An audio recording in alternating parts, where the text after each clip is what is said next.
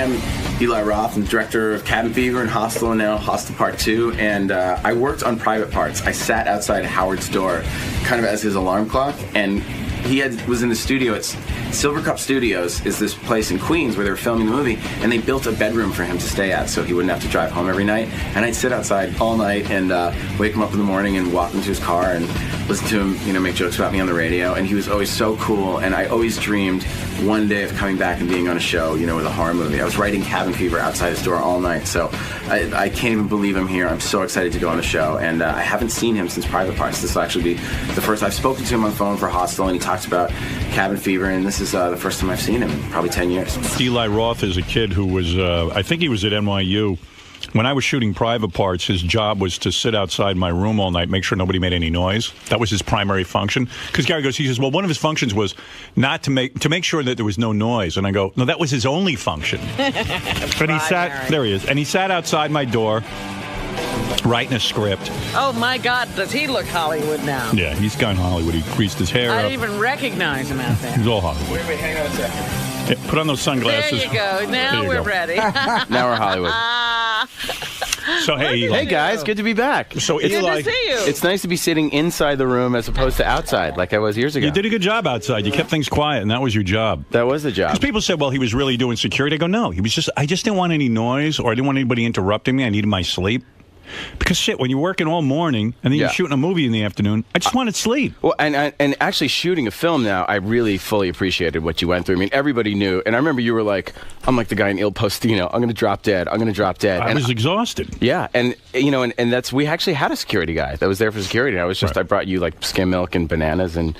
Were you corn. at NYU at the time? I'd actually just finished NYU, and I was kind of working as an assistant. I've said this a million times. Eli was so hired on our movie to do that, and then he would sit there with a little book and write longhand the script, and he'd say, yeah, I'd say to him, how you doing, man? And he'd go, hey, I'm writing a script, and I go, yeah, asshole.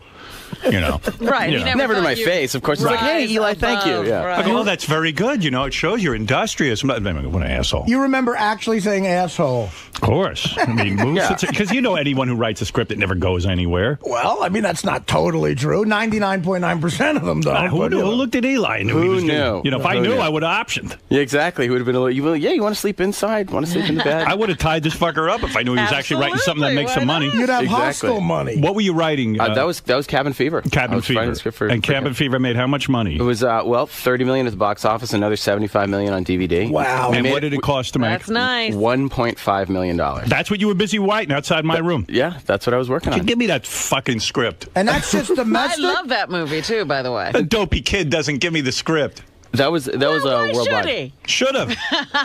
You keep walking by him. I would have optioned that damn thing if I knew it was going to make talking to him. $100 million. Believe me, it was available. You could have got it for a song. I wrote that script, back then, and it wasn't until 2001 that we shot it. I mean, for years, everybody said this is terrible and this will never make money. And, people watch it today and they still say it's terrible, so it's great. Well, it made a lot of money. It was about, a guy getting an infection, right? Yeah, the bunch of kids. It was sort of like an Evil Dead type movie. Yeah, It was like they an were all 80s. at this cabin. Yeah, it was like a throwback to like the 80s Evil Dead style splat. Do you only make horror films? I know. Actually, I want to do comedy stuff. You do? Yeah. Did you see Grindhouse? I didn't see Grindhouse. I want to. Is that on DVD yet?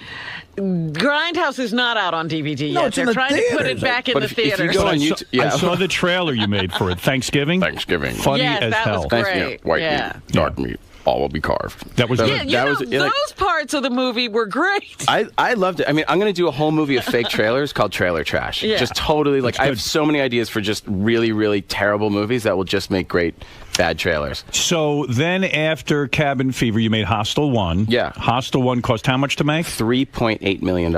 And it grossed how much? $80 million at the box office and another almost $200 million on DVD. See, this is the kind of crazy. reputation you want in Hollywood. Well, yeah, and every low budget used to be a bad word. I mean, the average budget is $80 million. Right. So then Hostel, we made it. We said, okay, if this movie makes $5 or $10 million, it's a You're a huge hero. hit. And then opening weekend, it made 20 and knocked out Narnia, and we were shocked. Who did you make that film for, Hostel 1? We made it independently. You and did? then Sony and Lionsgate picked it up while we were in production on it. They weren't even going to put it in theaters. They showed it to audiences, and people were going crazy, and they thought, okay. okay, there's something. How there. did you get the money together to make the movie before you sold it to Sony? Because I started a production company with some other filmmakers, and we had kind of a fund to make movies, and we had like $3 million together. Right. And so we just started production, and then Sony found out that we were going to basically make it for $3 million and kind of just take it to auction and see who wanted it. And Sony said, you know what, we'll buy it for 3.8.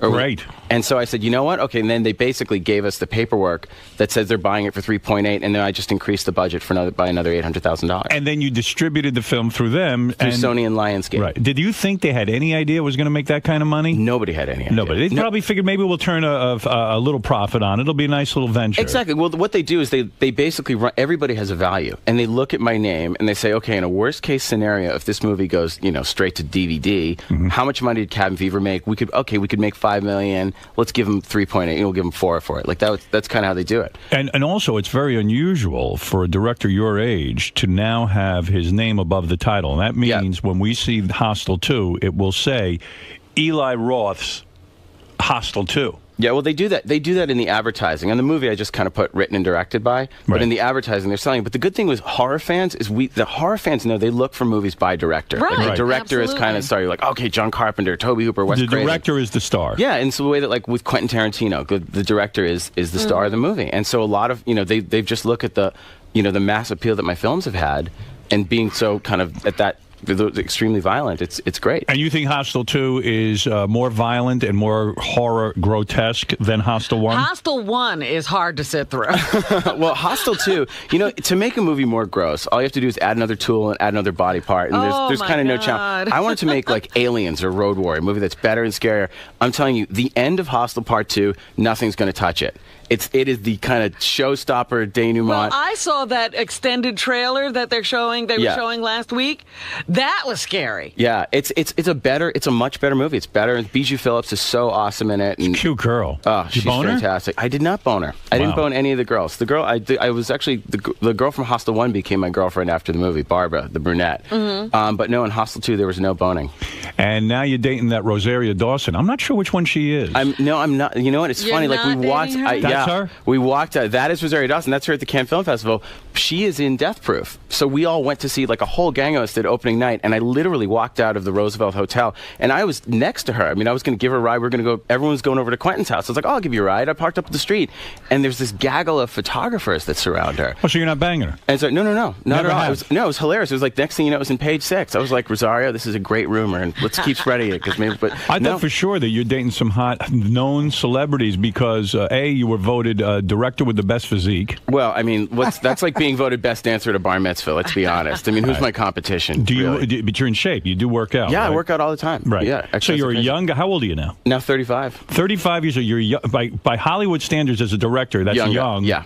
And you're in good shape. You got all your hair. Yes. I would imagine a little too much hair. Some people would argue. I would imagine a lot of actresses would like to get to know you. This would be a very good score for them to have an Eli Roth who's got his name above the title, right? Yes, that's correct. So what are you doing? How are you playing this? Do you have one girlfriend? Do you have many girlfriends? Well, you kind of, I go away to Prague and make the movies. And in Prague, there's like usually I meet a nice Czech girl, and I was actually pretty well behaved. On Hostel 1, it was kind of a frat party. Right. We just went berserk. It was like with freshman. What? Extras? Oh, no, it was like extras, like crazy, just girls that we met. I mean, every night we were going out in Prague and getting phone numbers and going insane. And literally we'd be shooting on set with the extras, getting phone numbers. And it was nuts. How did you make a movie? Oh, we did nude casting. No, it was literally like, that was, by the way, that became the very problem. Was I kept getting, like, I was up all night, I kept getting strep throat, and like we'd have a 2-day break, and I'd go out with 3 girls in a weekend. And and then the movie, like, I remember I was on set, and I started falling asleep. And they're like, Eli, what's the next setup? And I woke up and I was like, oh my God, this is actually affecting the film. Right. And I was like, I got to be a monk, and I completely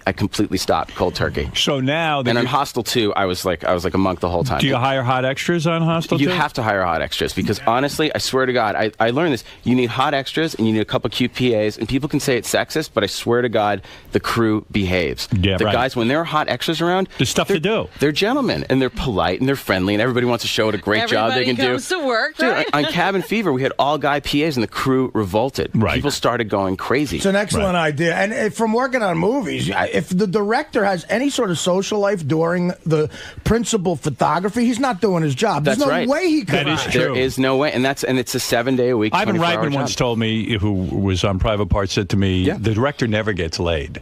Never. He's working all the time. That's the thing. The director has the least sex out of anybody, and that's genuinely true. Even when I made Cabin Fever, when I was editing, it was like a year and a half that I went. So what do you need to do? Like laid. Jerk off before each workday? You know, I tried, but it's like I share an apartment with my brother, and it's You do? Yeah, I do. You must have a lot of money, right? Well, it's starting to come in now. Finally, It's starting to come in. When wait a Hostel minute. 1 made that kind of money in Cabin Fever, don't you get a hunk of it? well, Cabin Fever, it's amazing where the money goes, and we're auditing the company. I mean, it's just the money. You can't believe where it goes. You see these statements, and it's like, wow, the movie cost $3.8, made $80 million. You owe us $700,000. Right. And they're like, no, we're holding money for video reserve for returns. Oh, my basically, God. from the time the movie comes in theaters, it's about 2 years to really start to get paid. Then what about Hostel Part 1? I mean, that made hundreds of millions. Yeah, and I'm supposed to get paid basically for that in October.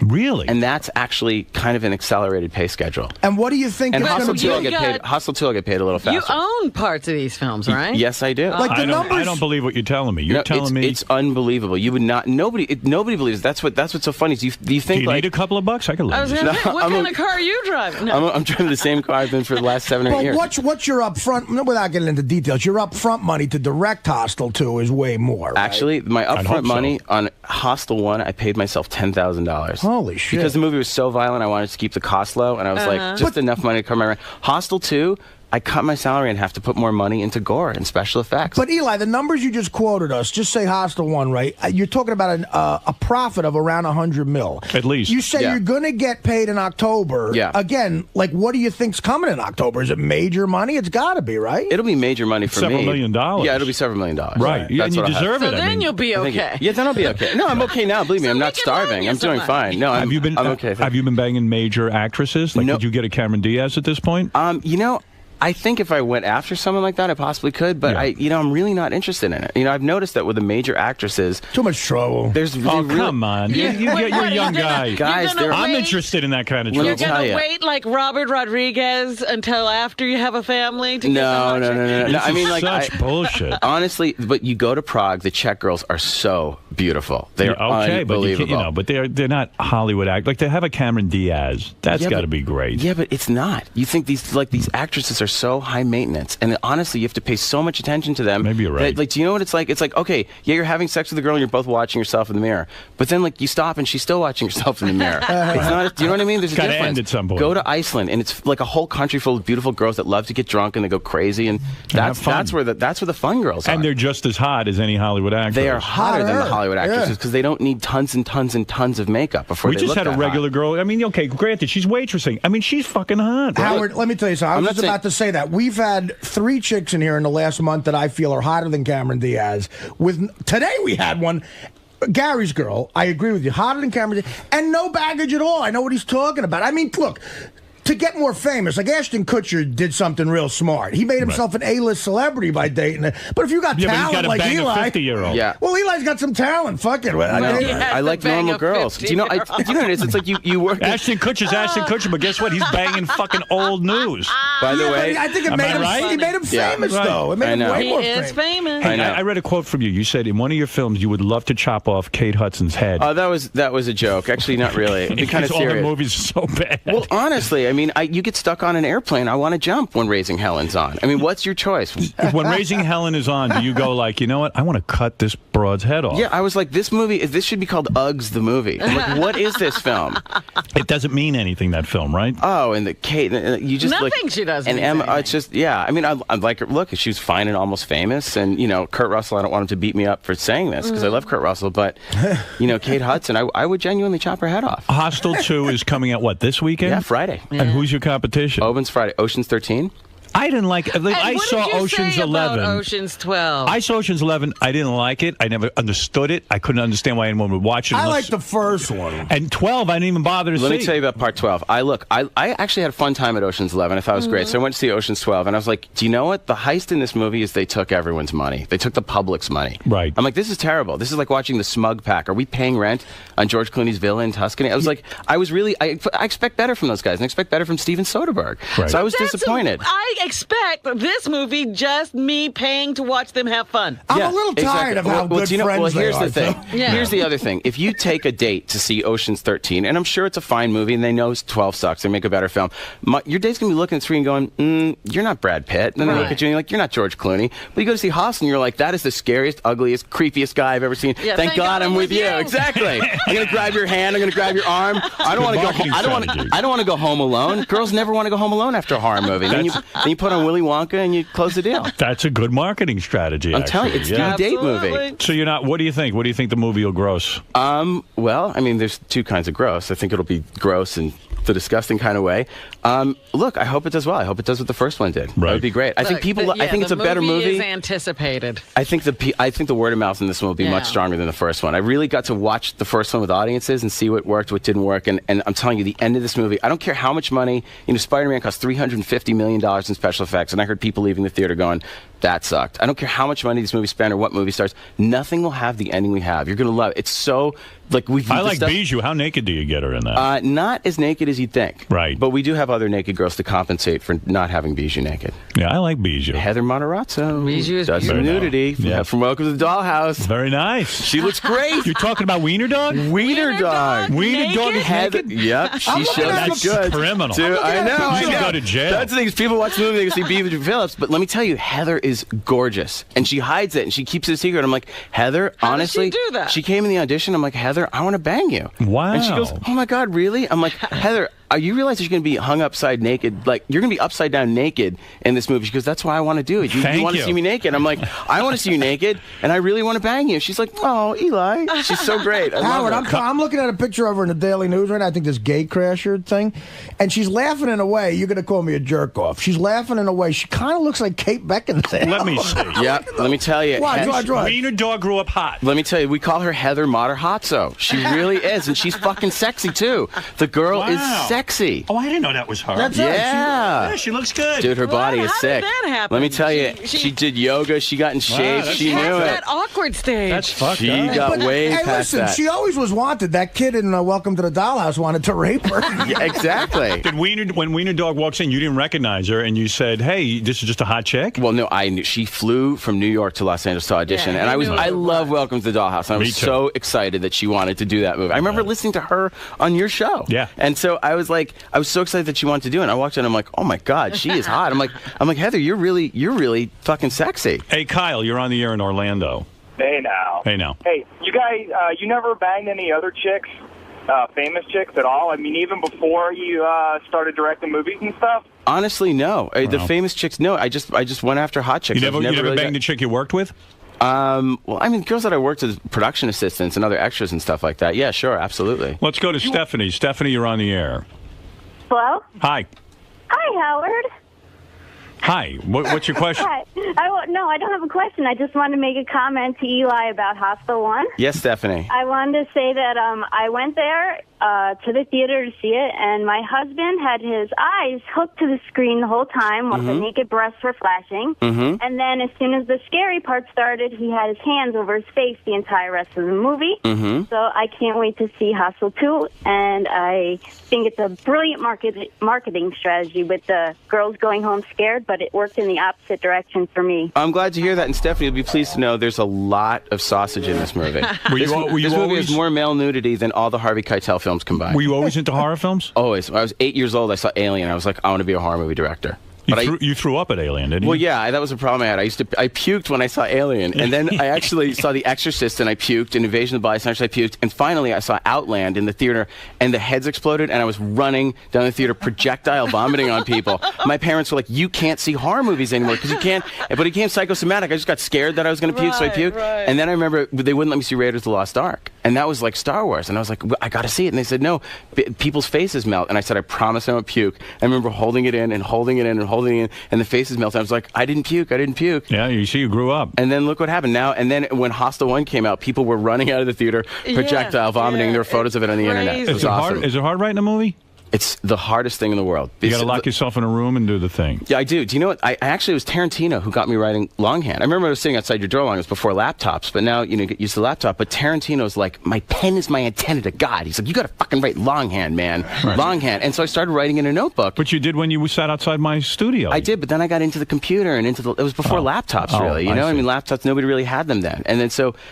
And so I would, sit there and I'd write and I'd write and I'd write. And the sequel is tough because you got to give people what they want, but you got to give them something new. But fucking everything's been done before. Right. And then when I talk to the ratings board, and then you have to get your movie through the ratings board, they're like, Eli, we don't even know what to compare this to because we've never seen this. I'm like, well, yeah, I'm running out of body parts, guys. So what do you do? So where does your inspiration come from? What do you like? How do you think of more gory shit to do that hasn't been seen before? Just look at the shit that's going on in the world. Look what people have done throughout history. Walk into any museum of medieval torture in Europe, and you can't fucking believe the shit the church came up with that they did over 250 years. Yeah. They would have a guy upside down, legs spread, and take a two-ended saw and slowly saw them in half. The church did that. The church did that because there were witches, and because the Bible said, "Thou shalt not suffer a witch to live." So the church said, "We got to get rid of the witches." Now, it's like anthrax would basically make a cow's udders bleed, and they had no way of knowing what that was. So they assumed it was witches because the Bible said so, and they would saw people in half and have them upside down specifically so you'd stay conscious longer.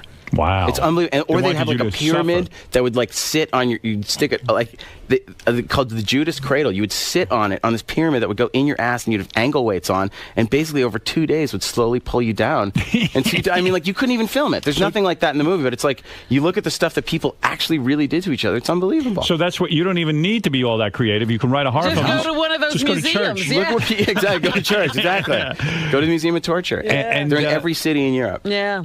That sounds pretty cool. I wish you luck, man. I'm Thanks, Howard. I'm very happy for you. It's very exciting to know someone who was sitting there scribbling outside my door, making a success of himself. And I got to say, even though you call me an asshole behind your back, you're always so nice to me. No, and every other movie, people were like, "Oh, you worked with Howard Stern." I'm like, guys, honestly, I worked on probably 150 different movies. I worked on Meet Joe Black. I got all these different films. Nobody was as nice as Howard was, and it was the most fun working on Private Parts. I was actually kind of fascinated by Eli. I thought it was kind of really cool that I didn't call him an asshole. I was really kind of taken that he was using his time while he sat there instead of just sitting there. And the guy would stay up all night writing this movie, and I was like, that's admirable. Most people would just sit in the fucking chair and sleep. Here comes the bullshit. He's successful now. No. He was really cool. This story by the way, before. Howard always asked me how the writing was going, and we talked about it every day. What's going on? He was goofing on you. How's the writing going? No, he was. You can't win with this group. Tough room. See Eli Roth's Hostel 2 opening Friday in theaters everywhere. It is gorier, more ending. Disgusting. It's gonna have the movie ending. It's gonna blow away every other ending of the other movies. When does it get reviewed? Does it get reviewed this Friday? Yeah, there's already a review up on Ain't It Cool News with some spoilers. It's amazing. I mean, the reviews are incredible. Friday they'll be in the paper. They'll be the reviews. Are you becoming a better director now that this is your third big film? Oh yeah. I watch my movies with audiences over and over, and I see what works, and I really feel like I've gotten better each time. All right, that's good. That's good. Eli Roth's Hostel 2 opening Friday in theaters everywhere. Got to take a break. We'll be back right at. Who was the biggest prick you ever worked with? Oh God, Jesus, there were so many pricks. Raquel Welch was fucking out of her mind on Central Park West. She was so nuts. I remember the show is canceled. It was the 11th month. She was screaming for her apple juice, and they're like, and I was the assistant. They were like, Eli, you got to get apple juice. And I went in the elevator and I ran upstairs, and they're like, where's the fucking apple juice? I'm like, I'm through. And I ran across the street to the market, and I'm like, they're like, what's fucking apple juice? I'm like, there's Red Cheek, there's Martinelli's. What do we do? Like, get that fucking apple juice, get that fucking apple juice. And literally, like, the rap party had already started, and she was on set going, I'm not shooting out my apple juice. And I got it, and I had to run and run and run. Like, I remember running. They're like, don't wait for the fucking elevators, run. And I had to run up 12 flights of stairs. And I was like, here's your apple juice. And she's like, it's cold. And I was like, just like you fucking frigid bitch. You had a lot of shitty jobs on movies.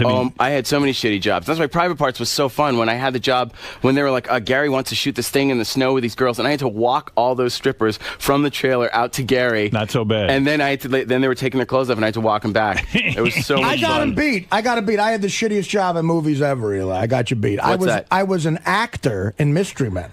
Oh my God! Wow, that's pretty bad. That's a bad one. I'd rather get apple juice from Raquel Welch. I got fired for being a bad stand-in on Meet Joe Black. Really? I was so bad. Martin Brest was such an ass. This is the worst job ever. Because, you have to stand and be like the same height as the actor. Right. So I knew the assistant directors, and I got on, but I was like an inch shorter than the guy. Which actor? It was Jake Weber, who's in Dawn of the Dead. And all right. So I was like an inch shorter than him, but the first shot was a walking shot. So the DP's like, can you make yourself taller? And I kind of perched up, and he's like, can you walk? And I started doing this sort of tiptoed, like a T-Rex kind of walk. And the director walked by and goes, who's that guy? He is one untalented stand-in. Fire him. And they fired me for being an untalented stand-in, okay? So get this. And then afterwards, this is Martin Brest, the director of Gigli, fires me for being untalented. Oh, look who's untalented now. Well, here's the best part. After that, I needed money so bad that they're like, okay, we can bring you back as a production assistant. We got to hide you. So I was in a little tiny basement room turning the air conditioning on and off for 18 hours a day. And they were like, air on. All right, we're getting ready to roll. Air off. Air on. And then I got the call from Ray, and they're like, Private Parts is starting production, and Howard wants to know if you want to come sit out his door. And it's like, you liberated me literally from the single worst job I ever had in film business. That sounds awful. On Meet Joe Black. It was horrible. First of all, Meet Joe Black wasn't good. Terrible. Number two, this guy firing a stand-in. Oh, for Christ's sakes, I've never even heard of that. I never. An untalented stand-in. I'm like, thank you. You know what that is? That's a director, I think, sensing what he's doing ain't working. Because you don't see that on... By the way, there were some great quotes from him. Martin Brest, I remember, would turn deep and go, this is the shot that's going to get me the Oscar. No. That was the famous quote all the time. On Meet Joe Black. And he was doing 80 takes of Brad Pitt. And then Anthony Hopkins was like, I'm not a heavyweight. I can't do 80 takes. I'm one of the best actors in the world. You get 5 takes. Sorry. Yeah, how many times am I going to do this? 18 hours. Martin Brest thought he was Stanley Kubrick. Wow, what is he doing now? Now he's Stanley Roper. I think he's a landlord. He hasn't worked since Gigli.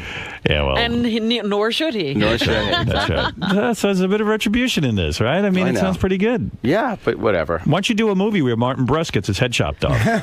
Do you know what? I'd like to have him and then cast him and fire him at the last second. Fire him, say you're not very talented. You're just untalented. You're not really that good. good. You can sit and turn the air conditioner on and off. One thing you said that was, were you kidding when you said the rap party had literally started for that show? Oh, Central Park West. We were not finished shooting, but they had rented out a bar across the street, and people were leaving to go to the rap party, and they had another shot, and I was getting the apple juice, and I was like, what the fuck? And everyone was next door, and they were drunk already, so we had to go and shoot this last shot, and it was like 7 people left waiting for this one scene, even though the show was already canceled. What kind of morale is there on a fucking set when the rap party's going on? When you're a PA, and your job is basically making sure that this big baby, Raquel Welch, gets her apple juice before she goes out and does her next scene. Yes. Did you ever say to yourself at some point, you know what, this might not be the right business for me. I don't want to get celebrities apple juice. Oh, do you know what? I'd say, you know what? This is a test. It's just this is a fucking marathon. And it's literally, it's not whoever's the most talented. It's who's willing to put up with the most bullshit. It's like for you to get to where you are. You had a number of horrible jobs, but you were so focused and just keep doing it and keep doing it and keep doing it. And you got to kind of enjoy it and look at it. And I always looked at everything with a sense of humor. I mean, even when it was like 4 a.m. and 0 degrees, and I was outside Tompkins Square Park, like trying to stop homeless people from making noise during takes and stuff. Like, you just have to have a sense of humor about it. Hey, you homeless guy, shut the fuck up. We're making a movie Exactly. I'm like, oh, thank you so much. Stop sir. asking Please. people for food. I appreciate that. Stop. Is your next movie going to be adapting a Stephen King novel? Yeah, I'm going to do either. You're probably going to be Cell, the Stephen King book Cell. Is that the one about the telephone? Yeah, the people get everyone gets zapped with the phone. Everyone on cell phone gets zapped, and they go completely crazy, and civilization totally collapses. That's a big deal because a lot of times Stephen King movies, they have a hard time making them into, translated. I know, and I think the key is don't film the book. Adapt the book and make a movie and do what's best for the movie. Use the idea of the book. Exactly. Don't replicate the book. Just take what you love about the book and put it into a great movie. Yeah, I think you're right about that. And I think I might do that or trailer trash or maybe both. All my fake trailers. Yeah, do the Stephen King thing. I always like those movies. I love Stephen King. I love The Shining and Carrie and Creepshow. There's so many great adaptations. I like the one with the cats. Sleepwalkers? Yeah, I like that, man. That was fun. See, I like it. I don't know, man. I'm sure that wasn't well reviewed. Every mini series they do of his books, it's great. Stephen King's great. He's a great source. What was the one where Drew Barrymore goes on fire? Oh, Firestarter. That was cool. Firestarter. I like that. Yeah, See, the problem is after The Shining with Nicholson and Kubrick doing that, it's hard to, Shining wasn't one of my favorites. Really, I love it. That's an amazing Love movie. it. Chris, you're on the air in Philadelphia. Hello? Yeah. Hello? Hey now. Eli, would you ever consider using Howard for a movie? I would love to work with Howard in some capacity if it was the right project. I want to play a monster. I want to be the Scarecrow. You could have been in Hostel, too. Yeah, why am I not in Hostel 2? I could have worked with Bijou. I could be the guy. I could be the big gross guy who comes in and bangs her. I'll be a client. Yeah. Yes. I can see him as one of the clients, one of those creepy guys, one of those guys with too much money. Money doesn't matter to them, and where they're never happy. Right. Nothing's ever enough. Absolutely. I got my tattoo, but it's I'm fake. willing to shave my head for a movie. Wow. Are you really? There you go. Committed to my art if it was the right role. Talk about box office. I don't even know if I care about doing another movie. If it was like really cool, I would do it, but I don't give a shit anymore. I mean, do you know what we could do? We could do do like in Trailer Trash. We could film the trailer for Fart Man, and then you basically get to shoot the best scenes, and you don't have to make the movie. That's what I'd like to do. That way you shoot it in 2 days, and let's pick our favorite moments, and you feel like you made the movie, and you only shoot the best parts. That's funny. I would do that. There you go. The trailer for Fart Man. That's what I'm saying. Put it in Trailer Trash. That's funny. Done. Because really, Fart Man should have been a trailer. Yeah, exactly. Do you know what I mean? It was a funny Just script, think of joke, joke. Don't worry about the fucking script. Just go for the gags. I got the script. Though it was a funny script, too. Yeah, it was. But never had the balls to make it. Let's bring back Fart Man. Why the fuck not? That's it. Let's go to Dale. One last question for That's a Eli. good idea. Hey, Eli, how's it going? Good, Dale. How you doing, man? All right, good, thanks. Listen, I just wanted to ask you, Jessica Biel has been in a lot of, horror movies, or she's trying to be, this new horror queen. Yeah. Would you ever, put her in a film of yours? Yeah, I love Jessica Biel. I think she could beat me up, but I love her. Why not? Jessica Biel, she's amazing in Texas Chainsaw Massacre. I think it's one of the reasons that movie works so well. I think Eli doesn't even need, one of the cool things is he doesn't need a big stars, star. Right? No, and the thing about horror is the scare is the star. The director's the star, actually, which is nice for you. Yeah. All right, listen, Eli. Howard. Hostel 2, man. We're pulling for you, pal. Opening Friday in theaters everywhere. It sounds like it's going to be a winner for you. I really do hope so. For old time's sake, Thanks, Eli. guys. Eli, for old time's sake, do you mind waiting for the rest of the show outside? Yeah, exactly. Making sure nobody makes any noise? I'd be happy to. Sit outside there, and if anyone bothers me, you let me know, all right? I'm thrilled. Anytime you need. Happy to. Good luck, Eli. Eli Roth, everyone. Take care, man. Thanks, man. That was awesome. That was really good time in there, Eli. Fantastic. That was so much fun. I've been dreaming of that interview in my head. I can't even tell you, my whole life, thinking, God, I'd love to be a guest on Stern with a horror movie, and to actually go in there was that was so awesome. Well, you guys have spoken on the phone before, but actually being in there with Howard had to be really cool. Yeah, it was amazing. I mean, you watch it. I remember watching the fucking Channel 9 show on WR and thinking, God, to be in the room with Howard with with the headset and to actually see what the room is like, and there he is. It was, he makes you forget that you're actually on the radio in front of millions of people. That's very conversational. You walk in there and you feel like you're in his living room, hanging out with him. That's what makes it so fun. So it's really come a long way, like a fulfilled dream. Sitting outside his room to now. I listened to the show literally since I think I started listening 1990. That was how long I've been listening to Howard. So to actually be here making a movie, and then you're working on private parts and dreaming, God, one day I'm going to get there and I'm going to be directing. And what if Howard had me on a guest? So to actually do it, it's like an outer body experience. I actually don't believe it's happening. It's so fun. It seemed like he was a big fan of yours also. So it was great. We got along great. Howard was so fucking cool. He was so nice, so friendly, so fun. It was as fun as it was in there. That's really how he was all the time. Cool. It was great. Well, thanks for stopping by, man. Thanks, man.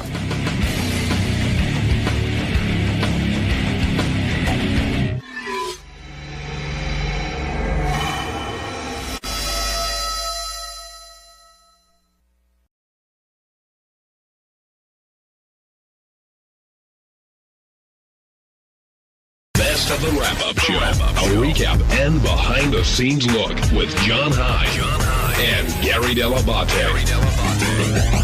The Best of the Wrap-Up Show begins now.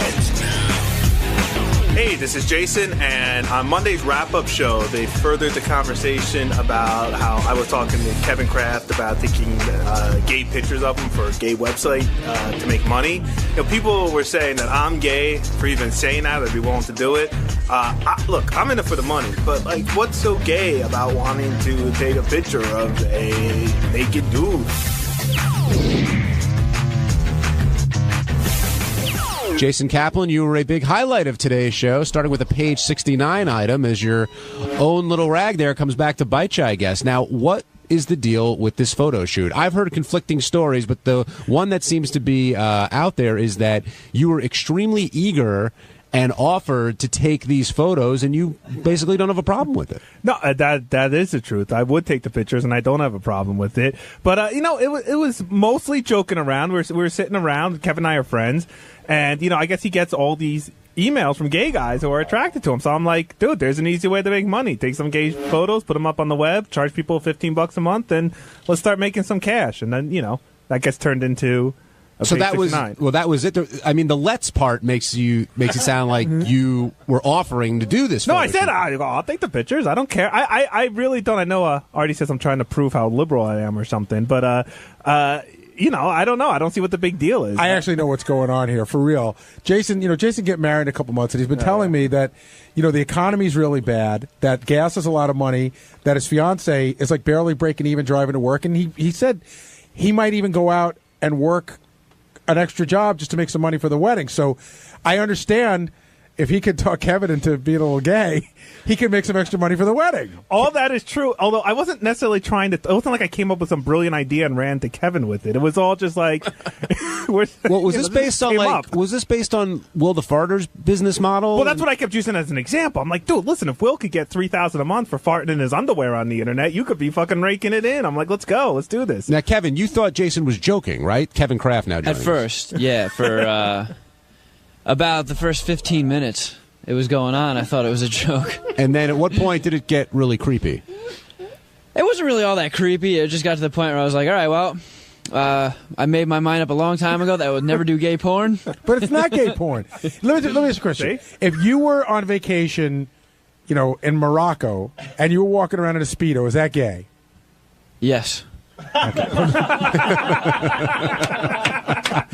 Case closed. All right. If you missed it, here's how everything went down on the show. Number 3, Teddy. Dude, take some pictures, throw them up on the web, make some money off it if you're going to do it. And then he's like, ew, I'm not going to do that. And I said, I'll take your pictures. I don't care. You want to take pictures of him jerking off? I don't know. I didn't say jerking off. I didn't say that. But naked? Dude, they're blowing the story out of proportion. You really want to be responsible for taking naked pictures of him and starting him in gay porn? Wow. Do No, you really want anything to do with that? And why do you want to take gay pictures of him? I don't want to. Forget it. This is ridiculous. No. What do you mean it's ridiculous? But you said exactly what Lisa said. You want to take. Hey, I'm not denying the story. Like if a guy said to me, "Hey, would you take naked pictures of me?" I go, "On what planet do you think I'm living?" So was Artie the only one who had that type of reaction to what Jason was talking about? Because Artie seemed pretty skeeved by the whole thing. Howard seemed pretty creeped out, too. Howard seemed pretty creeped out, although he was taking it more the angle of, why would I do that to Kevin? Where I wasn't telling Kevin he needs to have a life in gay porn. I would just made a suggestion for a money-making website. See, I didn't think that Jason was suggesting gay porn. He just suggested tasteful pictures that would cater to the gay community. Right. There are lots of ways out there you can make extra money. I could go join the mafia. I could sell coke. But gay guys love you. Right? That's their problem. Jason's still pitching here. If you sell coke, how's Jason going to see you naked? Benj, how did you take all they're this? all giving Jason crap, but he's going to get some great gay sex. And I think that's his goal. No, I agree with Jason. I who gives a fuck? Except there's so many ways to make money, like Kevin was saying, and there's so many projects that you could get involved with. You got see. This one has a built-in audience. It's already there. There's a lot of things with built-in audience. But the way this sorry, go ahead. Like what? Naked girls. But they don't know any. Well, that market's saturated. I'm perfectly happy making my 100 pesos a week here at Sirius. Again, this wasn't show my penis. This wasn't some giant business meeting Kevin and I had. I didn't come up with an idea and run to him with a proposal. I don't even know how it came up. Yeah, it just came up. I know exactly how it came up. We're sitting around the office with a bunch of guys, and you came in and said, "Oh my God, I just got another gay guy starts emailing me. He wants pictures of me." Hey, That's how were it you and started. Kevin the only ones involved in this discussion? Well, we're the only two having the discussion, but we were in the office with Jim and Brad. Jay, since you're up for the idea, what about if gay guys who listen to the show want to be photographed erotically by you? Would I get paid? Yeah. Yeah. They'll do erotic poses and you'll photo them. Define erotic. Yeah, I'm not. I don't wanna, erotic photography, like them playing with themselves, that kind of thing. I wouldn't do gay sex. I wouldn't just do solo shots. Ass spread open. But if it's a dude standing there naked, so there you got a business. You don't need Kevin. I'm not looking for a business. Wait, Jason, the gay photographer? Jim McClure here trying to. I know what's coming. Go ahead, Jim. No, there's a couple of things. One, when we were in the office, you didn't seem really against anything. You were trying to convince Kevin that pretty much anything he did was stuff that he might do in his own. Like if he jerks off, he's sure you jerk off all the time. What's the deal with somebody watching you? You're not seeing them. The second part was we mentioned somebody else who we thought might have some experience kind of doing this, who used to work with us. Well, who's that? I don't know. As soon as his name came up, Jason's like, dude, we don't need anybody else involved in this. We can just do this. No need for outsiders in this. It's just us, man. True, Jace? Why split the profits with somebody else? I agree. Alan, Simon and Garfunkel did an extra guitar player. So, Jason and Kevin, what's the plan moving forward? Is this brought a halt to this business idea, or? Well, Kevin put a halt to the business idea during the first conversation, so it wasn't going to move any further. So it's dead. By the way, I already got emails and all these MySpace messages from people trying to convince me to do the gay porn. Oh, you're leaving money on the table, my friend. I'll happily leave that on the table, and my penis inside my pants. You know, it's a funny thing because you know who sort of went through this on a weird level was KC. Yeah. Mm-hmm. Casey did that photo shoot with with the weird German photographer, right? But Casey did this cheesecake shot of him, with no shirt on, and then it was just like he started getting lots of letters from dudes in prison. Well, hold on a second. We're all going under the assumption that Casey didn't know that was a gay photographer. Well, that's the whole point. The point is, I think that sometimes people tell themselves things in order to make money, right? And say, I didn't know that guy was gay. But Casey went to go get a glamour shirt and ended with his shirt off, a glamour shot, and ended up with his shirt off and his pants unbuttoned. And his pubic hair hanging out. That was the worst. The pubic hair was the worst. I didn't know what happened. So, Jason, taking that picture was gay. What? You were just saying he didn't know that was going to be a gay picture, but taking pictures of Kevin... No, listen, it would have been... And even saying, Kevin, I got the camera in the back. I got the nice camera, and you got the Jim, video come camera. on. Most of that was joking around. Shut the fuck up. You're taking a not for conversation. nothing. In Jason's defense, You hold on, bastard. Jason, in your defense, I mean, he's been taking gay pictures for the past 2 years on the show. Well, that's what I said. Like, I say get paid for it. Everyone's like, well, how could you take a picture of a naked guy? And I'm just like, dude, half my pictures I have are of naked guys. Sal, if you knew that you could sell pictures, say Jason took a picture of you with your pants out, you had your tool in your hand, and you could sell it to the gay community to make extra money, would you do that? I'd put on a pair of goggles and gloves and start shooting. No, really, would you do that? It would be uncomfortable. I don't think I could stay in a room and watch a guy jack himself off. That would... No. No, I mean the pictures of you doing that. Oh, no, I couldn't. No, definitely not. You just gave 3 answers to the same question. I couldn't be on either end of the camera. I don't even know the question. I really don't. I have no idea what he just asked me. He can't even plug in the camera. He's so upset by it. I'm still thinking about that little prick that ripped me off from those songs. I mean, my head's spinning. What was the question again?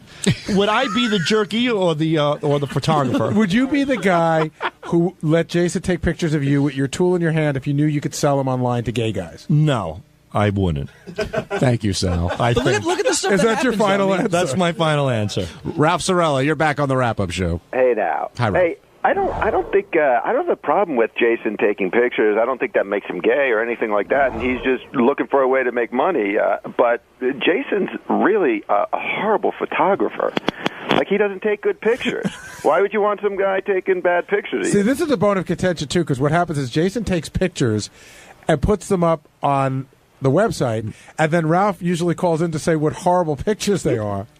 Yeah. Well, it's great that everyone's cutting on Jason, and Ralph found a unique way to cut on him. Right. You're not gay, you're just bad. Yeah, I mean, I'm not, Jason's not there to be a photographer, so, it's not an insult to him and his talent. That's not where his talent lies. Have you ever talked to him about how to be better at it? Wait, Ralph, so saying Jason takes shitty pictures isn't an insult because that's not his day job? Is that what you're saying? Yeah, I mean, he's not a photographer. First of all, saying I take shitty pictures. He doesn't is have a good eye. He doesn't have a good eye for taking pictures. I mean, like, I take horrible pictures. Like, every picture on the website, they're horrible. Artie's next book cover is going to be one of my pictures. You Calm bastard. down, Jason. Because it's supposed to be funny and stupid and not look good. If it was supposed to look good, then he would have hire professional photographer. Get another job. We don't do good enough. Jason takes 20 pictures of a hot chick, and sometimes I'll go over Howard's house, and when I'm not goofing on Gary, I'll say, "Hey, who was that chicken this morning?" And Howard goes, "Oh yeah, she was kind of hot. Let me show you some pictures." And he opens up an email, and it's got 20 pictures, and he's like, "I don't know, man. She looked good in the studio." Jace, do you take offense to this? No, not really. I don't care. I mean, listen, A, he's right. I'm not a photographer. I never went to photography school or had class or anything in it. B, I have about a minute and a half to take pictures in the studio after a chick's been in there. And C, I do think a lot of the pictures I take end up being really good. Well, if you take he's much better with dick. If you take 50 pictures, one might be good. But yeah, you should. Yeah, well, that's called being a photojournalist, Ralph, and that's how I classify myself. But Ralph, can you give Jason any advice on how? Like, have you ever spoken to him off the air? And said, I have. I spent the afternoon with him one day, tried to show him how to take better pictures of Howard and stuff. So we set up Howard shot, and now that's where I take pictures of Howard. And now what? I took your advice. It was good advice. Yeah. No. I'm not saying you don't take advice. I'm just saying you're not. I don't think this is your thing. No, well, I'm not going to open up a photography school after I'm done here. No. You should be the website administrator and just get some photographer that takes the gay pictures of him. Kevin, why won't you do that? What? Oh, Kevin. What, you mean pose naked? Yeah. Well, I don't want to disappoint my family that much. Hey, it's John Hine, and on Tuesday's wrap-up show, Ganji stopped by to attempt to explain the code of men, and frankly, none of us understand what the hell he's saying. Matt in Long Island, you're on the wrap-up show. Did you say Matt? Yes, I did. I wanted to talk about Ganji, that fucking loser. Okay, what about him? What's this man rule? How come I never heard about this rule? The code of men?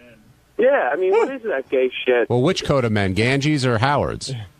Ganji's. I mean, is he serious? Had you guys heard that? Well, what Ganji's code of men? What was his speech? code? Something like, I don't know, 6 months he has to try and to get this girl to date him, and if she don't like him, then Audie's allowed to try. Yeah, Ganji likened it to a slow burn, I believe he said. See, the problem is there's a code of men, but there's no universal code of men. So every guy has their own code, and that's a problem because they're not the code. What's that? That's not the code, though. I got to say. I mean, the only code is like you don't fuck some guy's wife. Exactly. So, the code I know is you don't fuck a guy's wife. Even if a guy breaks up with a girl, you still don't date her if she's your friend. 2 guys never share an umbrella. Like, that's the code of man. I thought it was like, if I can get laid, I'm doing it. But really, see, I mean, Audie goes and he brings this girl to Letterman, and that's a big thing. He could have brought 50 other girls, and he brings her, and fucking Ganji, he's a cockblock. Well, but Ganji could make the argument. You're right. He could have brought 50 girls. Why did it have to be that one? And Matt, you could talk to the man himself right now. Ganji, a lot of people are getting on you for your code of men and saying it's bullshit. Why is it bullshit, Matt? Because who are you to her? You're a nobody to her. So what are you? Mark your territory? I mean, no, I was nobody to her. He but pissed all over her. Yeah, exactly. No, I was nobody to her, but I was putting the moves on first. So listen. What moves did you put on? No, hey, listen, Matt. So this is how the scenario works out, right? You like a girl. You're trying to get something going, and you're. Who, by the way, is living with a boyfriend. Doesn't matter. No, doesn't matter. Just listen to the scenario. You like a girl. Who cares if she has a boyfriend? So you're saying. God. So you're saying. You like a girl, whether or not she has a boyfriend, and your buddy comes in and goes, "Hey, I'm going to take her out. I have more money than you. I'm just going to take her out." You're cool with that? In the situation that you're in right now, yes. Why? What situation am I in? You're nothing to. So you like her, so that means every girl that you like. Put yourself in the same. To any other guy. So put yourself in the same situation. You like a girl, and one of your buddies comes in and swoops her and tries to swoop her up. You cool? You know what? You good with that? You good with your friend? Isn't that sort of what you were doing to this girl's boyfriend? Are you good? Are you good? It doesn't matter about the boyfriend. I don't know. I'm not friends with the boyfriend. But don't you agree that the rules are a little bit different here because it's an on-air thing? No, they shouldn't be. I mean, it shouldn't be. It's the same thing, dude. If anyone in this room who I would consider a friend told me in any way, shape, or form they were interested in a girl, I don't care if she came over to me and said, I hate Gary. He's the ugliest guy in the world. I love you. I wouldn't give a shit because you're my friend. Stop talking about Mary. No, but yeah. But you know what I mean? Like, my loyalty is to my friend, and there'll always be another girl. I'm not going to fuck over my friend, but to hook up and... I get what you're saying, but don't you think, like, nobody knew that you had this attitude before it all unfolded on the air? Yeah, and they're doing a bit... Like, if Artie would have known this whole thing off the air... Right. It probably would have never went down the way it went down. It definitely wouldn't have. Already said but what I'm saying is the time span that it all happened was 5 minutes. You know what I mean? So from the time... But it all happened. It all happened on the air. Absolutely. That's why I think it's a little bit different. But every Howard TV chick that comes in, you're going to have a chance to lay claim to first. I guess, maybe, yeah. I don't know. No, because I don't deal with every single one of them. Can you lay claim to more than one girl at a time? Yeah, is it like Disney? Can you only do the Fast Pass for one ride, and then you have to go on it before you can do Fast Pass again? Where does that fit in the code, Ganj? I wouldn't lay claim to more than one girl at a time. Do you? Do you currently have a claim to anyone? No. You really don't. No claims to anyone. No. But what about the time that passes? Like, how much time needs to pass before this girl becomes free game anymore? Like, you say you like her. Free game to anybody in the world, or free game to my buddies? Either or. Free game to my buddies is, hey, you come, you go. All right, I've already established that I liked her. Gary comes over to me and says, hey, dude, I really like her. Can I try? And then it's fine because we had a conversation. But how much time do you think is appropriate to pass before Gary has that conversation with you? A little time, just a little time. I don't know what that is. A little time. And Howard Until keeps Ganji's making over it. And Howard keeps making Ganji it like finds it's somebody 6 months. It was no way in shape or form 6 months. It's at best 2 months. At best, which is so bad, but it's not as bad as 6. Do you still have claim to this chick? No, I have no claim. So My anyone boyfriend here, has claim like, you to wouldn't mind if anyone here really went for her? No, Betcha, you can go for her. I got a question. What for about you. your ex-girlfriend? That I have claim for, and I'd have a big issue. How much with. time? You guys were together so long that there's no the time. I'd have a big issue forever. Chris in Long Island, you're on the wrap-up show. Hey, good morning, guys. You guys are making it like too complex. Like Ganji's argument is terrible. That's what you do in 5th grade. She's mine. I like her. Like you just can't do that. This is so stupid. All right, so simplify it for us, Chris. Well, I don't know. Like what happened now? Like Artie just took her out. Went to Letterman. Like Ganji, who are you? You're fat. You're ugly. What does that have to do with anything? So is Artie. A lot. Okay, what is your point there? That was the stupidest point ever. Well, shut up. You're making it complex. Like you guys are making all these like different analogies or whatever. No, we're asking Ganji what the rules are. The Ganji's throwing it back at you and saying, "Well, what is the rule? What's the code?" Yeah, So you're saying Ganji? It varies. Like it's survival of the fittest. Like you can't just. So Ganji has no right to be pissed off at Artie. Or... No, not at all. All right, so let me see your girlfriend. Maybe I'll steal her from you. Yeah, good luck. Yeah. What's his name? All right, thank you, Chris. Let's go to Jay in Michigan. Jay, you're on the wrap-up show. Yeah, Gans, man, what a pussy you are, dude. You should have shot your move on this chick a long time ago. I agree with you. You know, what's the deal? I mean, you knew she had a boyfriend. I mean, you should have just got her to give it up. If she wasn't going to give it up, then leave her alone. Well, I think going into it, none of us had a chance, personally. So I think, knowing that... She's free game. She's fair game for everyone. Hey, okay. Ganj, if the girl makes it clear to you that you don't have a shot... Yeah, then the other guy should be allowed to do it? Yeah, sure. Okay. Because you did that to me once. But I did? Yeah. What I do? What happened? Do tell. What did I do? There was a girl that Benji liked. There's been lots of girls I like that Benji liked? Yeah. So Ganji was aware that you liked them. Yes. And Ganji went after them anyway. Yes. No, because that was. I know the person. I know what you're talking about, and we both started that around the same time. I mean, exactly the same time. Okay. So Benji, but you were you wouldn't say you liked the person ever. But everybody knew he did. Yeah, but it was like, no, she's just a friend. No, she's just a friend. So in that case, if you've never said you liked Doug's them. wife, so everyone. But Ganj, did you know that Benji was sort of? I would ask. Forget they didn't say it because Gary said everyone kind of understood it. I would always ask, and he would always say, "No, we're just friends." I don't believe that. So no, absolutely. You said it for years and years and years. Till just recently are you finally admitting that you liked her? For years you said no, you never did. So, I mean, what am I going to do? I mean, if he said at any point, yes, then I would have backed off. Totally. He didn't get anywhere with her. Anyway. Yeah, I didn't get anywhere. That's the part I wanted to hear. He ended up in bed with her. That's what, and they cuddled, and that was it. Hey, it's Sal, and on Wednesday's wrap-up show, I came in here to explain my love of pee videos. And, of course, once again, nobody agreed with me, so make up your own mind. Check it out. Congratulations on your song today. That went over very well. Thank you. And then you went in and talked about how you love when women get pissed on. Well, we all have our things. You like the whole degradation thing, though, right? I mean, it's hard to explain. I like that. I love that a woman would be willing to submit herself to that because, to me, that's a girl who is the dirtiest, filthiest pig you can find, and that's a girl who likes to be degraded. Yeah, a girl who likes it. I think he's making a point. It's not that she's willing to go that far if it pleases Sal. That's right. You know what I'm saying? Mm-mm. It's like a girl is willing to go to that level. Is she really that crazy and psychotic and horny, or is she doing it simply for the pleasure of her partner? So which one turns you on? Both. and let me ask you a question. If you were single and you had a girl and she said, please piss on me and stick my head in the toilet, that would turn you on, but is that somebody that you want to bring home? Or would you rather just watch? I'm a spectator. You know, to me, it's a spectator sport. See, I can't.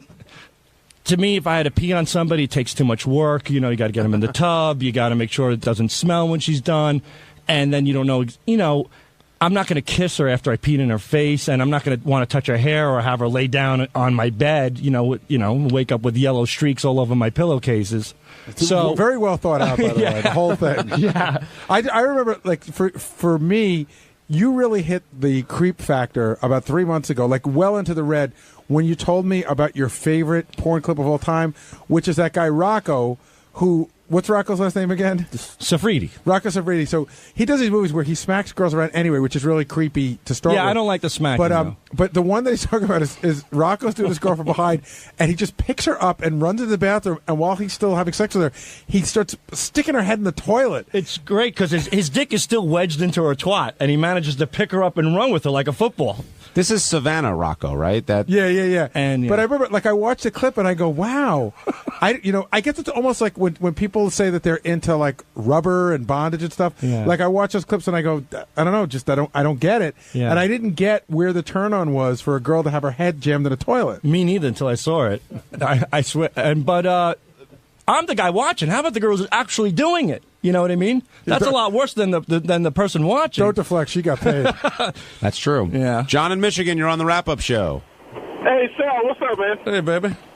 Hey, if you and your wife actually got divorced, and you're talking about all this stuff about how you like to watch videos about girls getting pissed on and all that type of stuff, Yeah. if you and your wife actually got divorced, would you actually want to date a girl like that, dude? No, but I wouldn't mind. Like I said, it's just convenient and simple to watch it on video. You know what I mean? Sal just sort of answered that, I think, too. Yeah. I mean, if you're watching the Hulk, you don't want to be actually on it. You don't want it to be a live event. You don't want to be on that street when he's smashing cars and flinging them at buildings, as exciting as that might seem. It's just much more convenient to watch it and enjoy it from an entertainer's perspective. Do you guys really hold on. The girl that's getting pissed on, she's an entertainer? She entertains me. It's adult entertainment. Do you guys really think it's that big of a deal? No, they're making that. No, it's gross. I went to a bar with 6 guys a few weeks ago. Irish Times, great place out in Holbrook. And I'm hanging out with 6 guys, and they were telling me how they were talking about pee videos, how they jack off to pee videos. And one dude goes, "That's disgusting." And all 6 guys looked at him like he was a homo. It's almost like they outed him from the group because one dude thought jerking off to pee videos was wrong. So based on your 6 guys at the Irish pub in Holbrook, Irish Times, you've now decided that's your straw poll, that because I heard you say today that the peeing thing is very big with guys now. It is from at least the people I meet. Yeah, the 5 guys you met at this pub. So that's where statistically speaking comes from? That's your sample size? No, I go to MovieMonster.com, and I've noticed that the piss videos have increased tremendously. The volume. Probably based on your viewing. Maybe, I don't know, but the pee is what shit was in the 90s. The catalog of pee has gone up tremendously on that website. So I'm assuming it's a big market. Listen, if you absolutely love a girl, and she's like if your wife said to you, "Listen, I've always been embarrassed to tell you, but it turns me on to be peed on." Right. Would it really freak you out that much? Yeah. Yeah, I would like to think that I knew the person that I married didn't like to be peed on. And would that end it?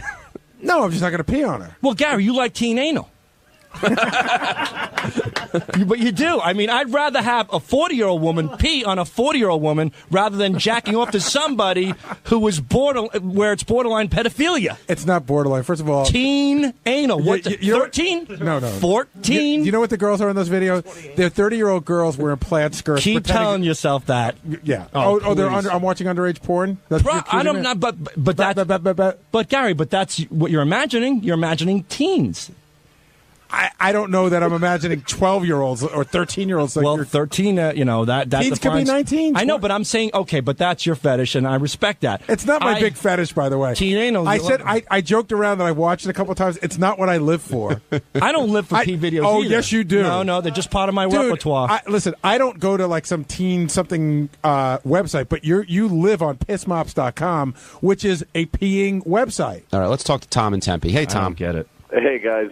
Sal is like a car wreck. You know, you don't want to really see it or hear it, but you got to look at it. You're a mess, dude. But But hey, whatever floats your boat. I don't get it. If I go to a comedy show this weekend, I'll have 17 guys at the bar saying how much they love P videos. It's just something. Maybe I'm stupid. Maybe I'm maybe I'm the only idiot that's saying this on the air, and every guy right now driving his car is saying, "Sure, I've jerked off to a P video here or there," and I'm completely right. And I'm only guilty of being honest. Do you believe that? Do you think everyone driving around is saying, "Yeah, of course"? Not everyone, but I'm saying that. What percentage would you say? 1. All right, let me ask you, Tom from Tempe. Yeah. Have you ever seen a P video and enjoyed it? I've never actually seen a P video, no. All right. I'm saying he's lying, and I'm saying 85% of the men who listen to the show probably have done it. What, have watched it and enjoy it? Maybe not. I would say 85% have seen a P video. I would say 65% have probably masturbated to one. You totally just made that number while we were talking. You remind me like in the Manchurian Candidate. 57 people are in the Communist Party. You just make shit up as you go along. It's my assumption. I'm not making it up. I'm guesstimating. Guesstimation. Even when you're doing the whole rap about being at the comedy club and 17 guys are coming to talk to you about it, crunch the numbers. How many people do you think are in the club? 200? 250? So if the 250 in the club, 17 came up to you, what's the percentage of that? It's okay. 10%. It's the only 17 that are willing to talk to me. No. And how many of them you think are coming to talk to you to make it sound like they... Well, it's their cup of tea. If you're listening to the Howard Stern show, you don't care. You're not necessarily. You don't give a shit about what Judd Apatow is doing, or that's a very, very bad example. I'm saying if you're listening to the Howard Stern show, you don't necessarily care about Paris Hilton or these. Awful things that you have to talk about. It has nothing to do with this. Are you assuming? Are you assuming that, or are you making that up? No. I'm saying that it's more the nature of Howard Stern. Howard Stern's been playing piss videos for years over the air. The German most of them have been contributed by you. The gag factor videos. The pussy fart videos. It's entertaining, and I think that's what the fans like to a certain degree. So we have a common bond when I go to the shows. Again, I think that there's no way to know what the number of people who are into urinating videos are. I think that you're making up a number. And I also think if somebody comes to you and said, I heard that clip on the show, it made me laugh, doesn't mean that they're sexually aroused by it. And I agree. Is Richard into piss videos? He's seen some, but he doesn't get off on it. But he would be the 85% that is viewed. He's not the 65% that have enjoyed themselves. Right. John, in your 80 BJs, no chick ever asked you to pee on her? No, and it wasn't 80. I've never even been close to the whole peeing thing. I don't think I've ever known somebody that wanted it done, and I don't think I've ever wanted to do it. Look to your left. Or look on Greg's list. Greg's list? Craigslist. What's up, guys? It's Teddy on Thursday's wrap-up show. The slumbering giant that is Artie Lang was arisen. We woke him up to discuss his little nap during the Carly Simon interview that he missed. So check it out. And a gentleman who just recently awoke and taped something for Channel 9 now joins us, the great Artie Lang. Are you well rested, Artie? Yeah, God, I wish you guys would have woke me up. I woke up and I was crazed. I was like, "Whoa, who won the gossip game? What was the fake story?" Artie, how long do you think you could have gone if someone didn't get you up? Oh my! Were you like out? I'm gonna go home now and sleep till I fly to Dallas tomorrow at noon. But were you out when they woke you up? I was out. And you didn't hear anybody stirring around outside or anything? Because people were like going in and out. And no, after a few minutes, I was gone. That's a comfortable leather chair in there. Yeah, that's where I usually sleep when I'm taking a nap during the day. Yeah, but what's the germ? I don't know. Count on that thing. I mean, I got to tell you, you know what? All jokes aside, rare instances I need to take a nap when I have to do something in the city. Maybe I sleep in there like once every 4 months. Yeah. I'm bringing my own sheets and my own pillow. Yeah, I'll put them in my closet. I think I'm going to have to carry full sheets and pillow for this. The next time I do this bit. Now, you kicked Kathy Griffin out of there, right? Is that what happened? That was so much fun. She was mad at me, too. Oh, she goes, "Are you throwing me out? I want to watch Carly Simon." And I said, "I've got a monitor in my office." She goes, "Yeah, and I got a fucking Emmy." Yeah, oh yeah. Well, tell her this, to buy a radio and listen to the replay this afternoon. Well, she goes to me, "Is Artie okay?" I'm like, "Yeah, he's tired. No, is he okay?" I'm like, "He's fine. He's just a little bit tired today." John, don't lie to Kathy Griffin for me. Hey, anything for you, Artie. You know that. No, that was funny because I was just like, yeah, get out. You weren't going to crash on the floor when Carly Simon came in? You thought that might be a bit distracting? That would have been hilarious. You see, the best part about this is how much Howard genuinely laughs at the fact of how big of a mess I am. He was laughing so hard when that song, as I was walking out, first of all, that song kills me. My favorite Artie song is his name is Artie. That was playing because it just makes me seem like such a buffoon. And I heard that playing on the air, and that was making me laugh. And like Howard's face was red with laughter, you know. But listen. I really needed sleep. What was I going to do? He was trying to decide between how funny it would be for me to be laying there and would it insult Carly Simon. And you know what? He was playing that in his head, and I think he figured out to get her mad. And you haven't heard? Have you heard anything about the Carly interview? No. It ended up being unbelievable. If you were in there, it probably would have wrecked what was a really amazing interview. Oh, sorry, Gary. No, I'm just saying. I'm saying he made the right call. I'm saying he made the right call. But you haven't heard anything about the interview? What have I wrecked in the past? No. Artie, were you? I didn't mean to insult you there. The Luke Wilson interview with.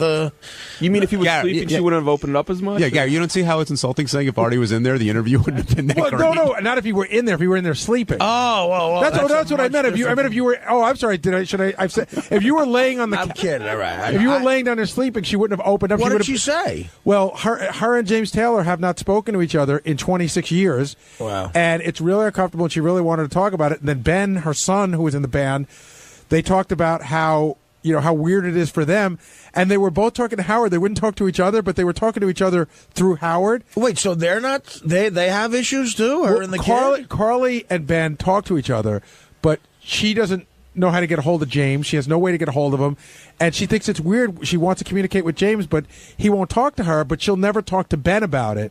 26 years. 26 years. And he has a regular relationship with the both of them, the kid? That's right. Carly talked about going to their daughter's wedding, and since it was James Taylor's house, she had to use the porta potty. Like, she couldn't get anywhere near him or the kids. I mean, it's bad. Who's the Vane song about? Did you get that? She told Howard. She did? She did. She told Howard he won't tell anybody, but we'll try to get it out of him. Oh, he's going to tell Robin in a week, apparently. Yeah. As long as she agrees not to tell Florentine. Wow. Yeah, because then Florentine could tell us on the USO tour. Why do I hate that I care about it? Ryan in Philly, you're on the wrap-up show. Hey, what's going on, guys? Hey, Ryan. What's up, Artie? Hey, man. Hey, real quick, you noticed that when Artie was falling asleep, like, it seemed like Robin, like, jumped right on it and called him out that he was sleeping on the past few days. And I bet you if Robin had her choice, that Artie might not even be on the show. Like, it seems like she's very annoyed about that. What do you think? Robin, I think it's interesting, the dynamic between me and Robin. Robin gets annoyed with me sometimes. I don't think because she doesn't like me. I think because she's just annoyed that, I treat myself so badly, maybe. I don't know. And right. She's, the healthiest person in the world now. Like you guys are polar opposites? I mean... Well, yeah, but yeah, I noticed that too, man. I mean, you're right. It was like, oh my God, it's been every day now. It's like a teacher yelling at you, Yeah, he fell asleep yesterday, and this is ridiculous. So, well, keep sleeping, Artie. I think it's hilarious. It's great. Well, look, this is a character I pitched years ago. They wouldn't let me do it. Eric in Mount Vernon, you're on the wrap-up show. Hey, how's it going, guys? Hey, Eric. I just wanted to grill Artie a little bit. I'm like that crazy bitch that was on earlier. I'm also a recovering addict. I wanted to see maybe you guys. I know you got some cameras in there. I've never seen Howard 100, but maybe you could get like a zoom in close up on Artie's pupils, or if he's bringing in like some chocolate bars, or if he's drooling on himself, nodding out. Yeah, that'll be great. Can we do that? Wearing long sleeves. I mean, give him some sort of check over. Because it's like, it would be nice if the sleeping thing was preconceived, Then it'd feel like at least we're being entertained because Artie's an entertainer. But I sort of feel like, maybe I'm being entertained because Artie's secretly, shooting the smack. Artie, anything you'd like to tell Eric from Mount Vernon? As long as you're entertained, dude. I mean, what does it matter? You're laughing at me or with me?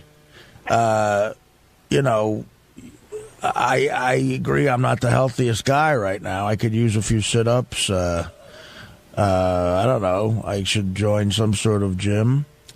But right now, I'm just having fun, man. Just drinking beers, smoking weed,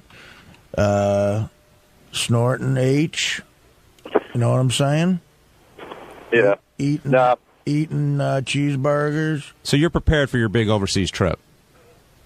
Yeah, man. What? I'm starting to get worried about that. By the way, I don't think I'm going to make it. My will is in order. Teddy's getting nothing.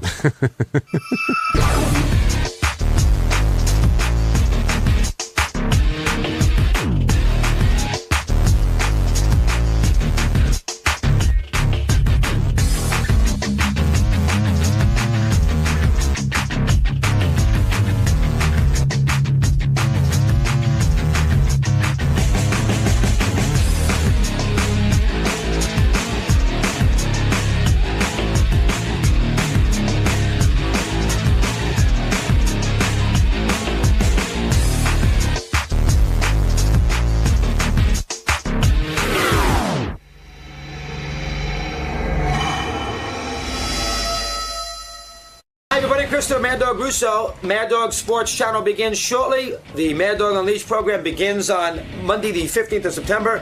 Here today to introduce myself to the legendary Mr. Stern. So Howard had me on will have me on here for a little while.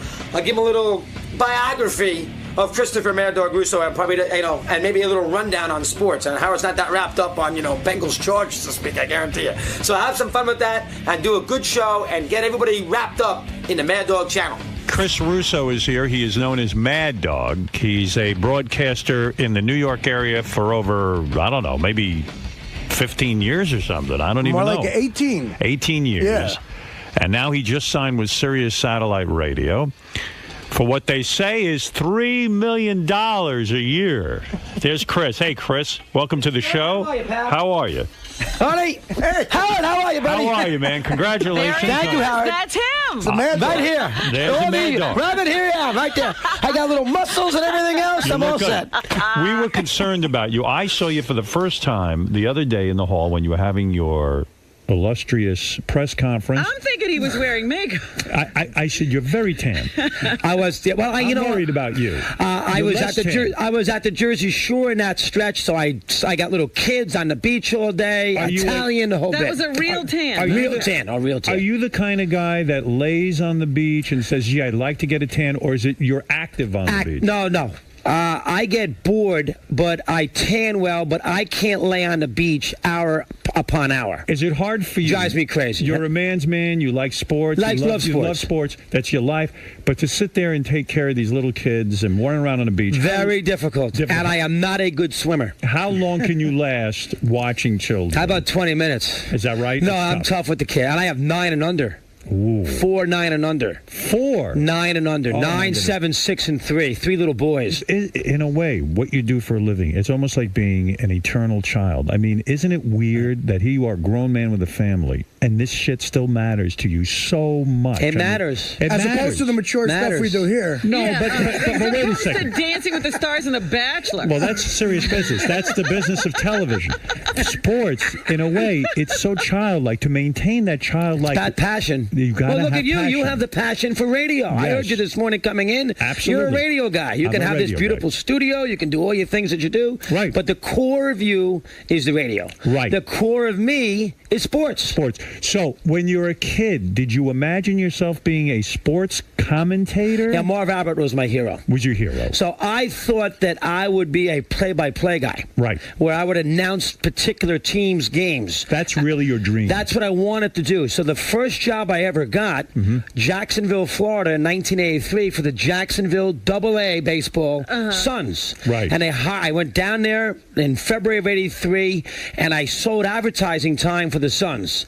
Billboard advertising and the outfield season tickets, all those things that you could think a minor league ball club would sell, I sold for them. Did you go to college? Yeah, I went to Rollins College in Winter Park, but I didn't go for this, though. You were not a communications History major. and communications. Okay, so you wanted to be a broadcaster. I wanted to be a broadcaster. But you wound up in sales. So in Jackson, but I wound up with sales in February. They said, if you can sell, we will put you as the play-by-play guy of the team. I get there in February, and in 6 weeks, now I'm 22 years old, in Jacksonville, Florida. They hate the Yankees in Jacksonville, Florida. Right. That's Jacksonville, Florida, and I'm going out there knocking on doors trying to sell advertising for the Double-A team. I'm just out of college, 8 months out of college, and after 6 weeks, they fired me. Well, let me understand something.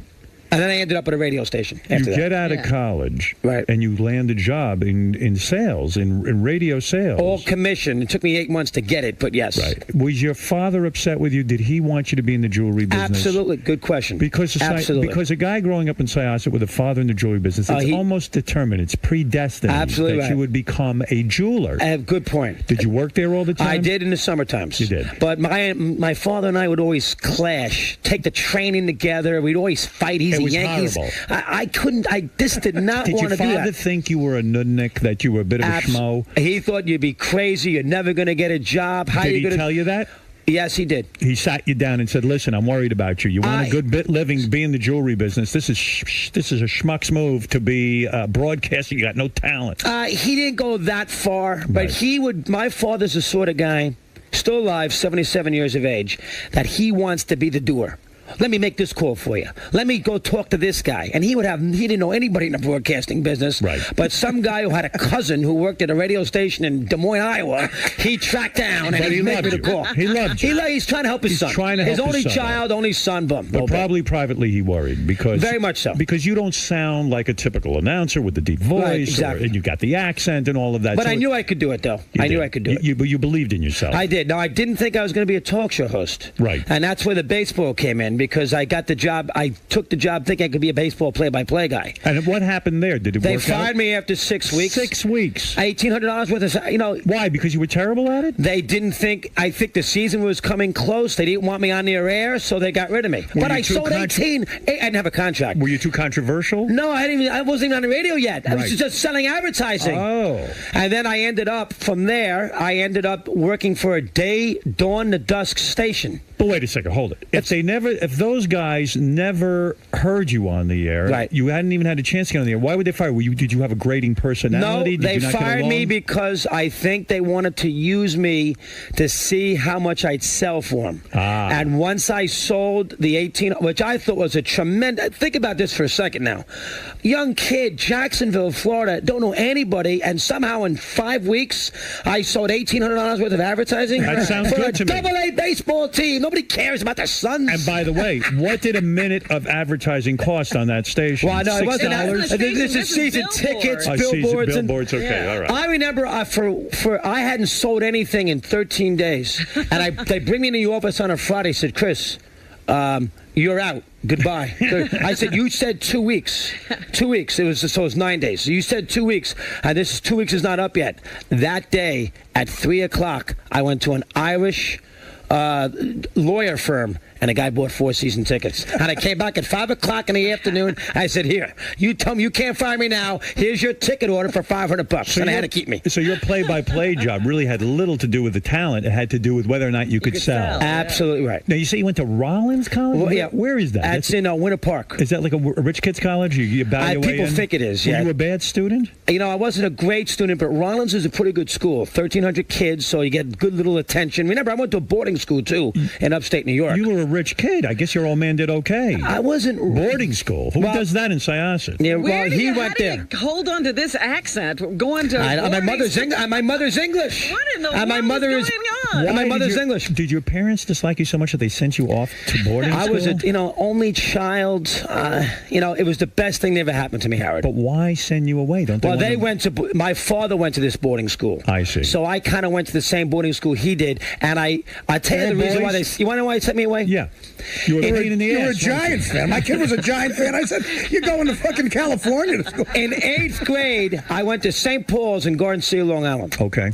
And that spring, I got a 50 on my Spanish exam. Oh, forget it. And my mother loves Spanish, bilingual, everything else. And she took it as an assault to her being that her little son got a 50 in a Spanish final.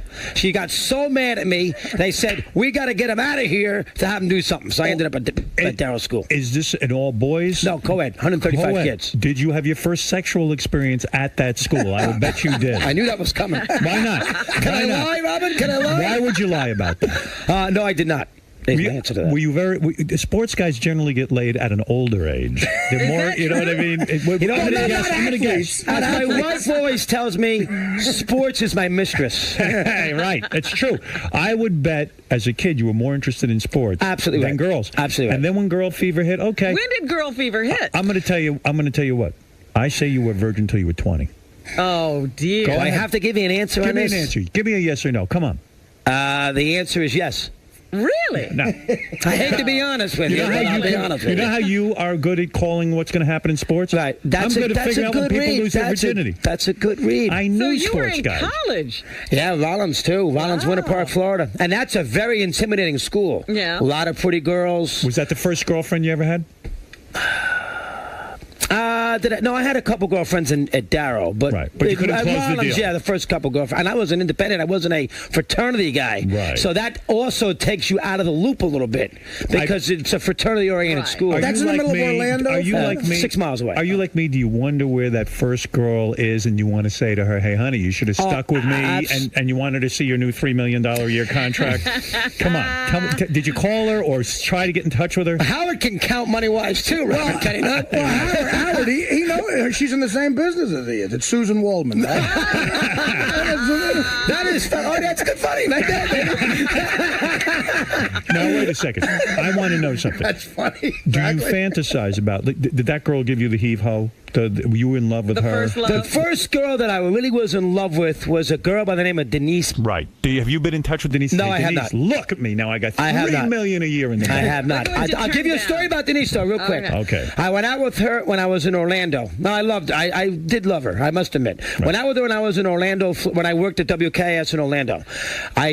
That summer, this is in probably 85 or 86, so that summer, good relationship. At the end of that summer, I was walking down the Winter Park Art Festival. It's a famous art festival in Central Florida. And she had been distant the last 2 weeks. I was walking down with a buddy of mine, and I saw her holding hands with somebody else. I'm so sorry. I was crestfallen. But there's an end to the story. Go ahead. When I got out of Orlando 7 months later to take a job at WMCA, Rick Sklar hired me, sent a tape up. I came up to do shows. Out of nowhere, I get this job at MCA. Wow. 7 months later, she wrote me a letter. I want you back. And it was the sort of letter that was pre-holding hands boyfriend Winter Park Arts Festival. So there's my little example.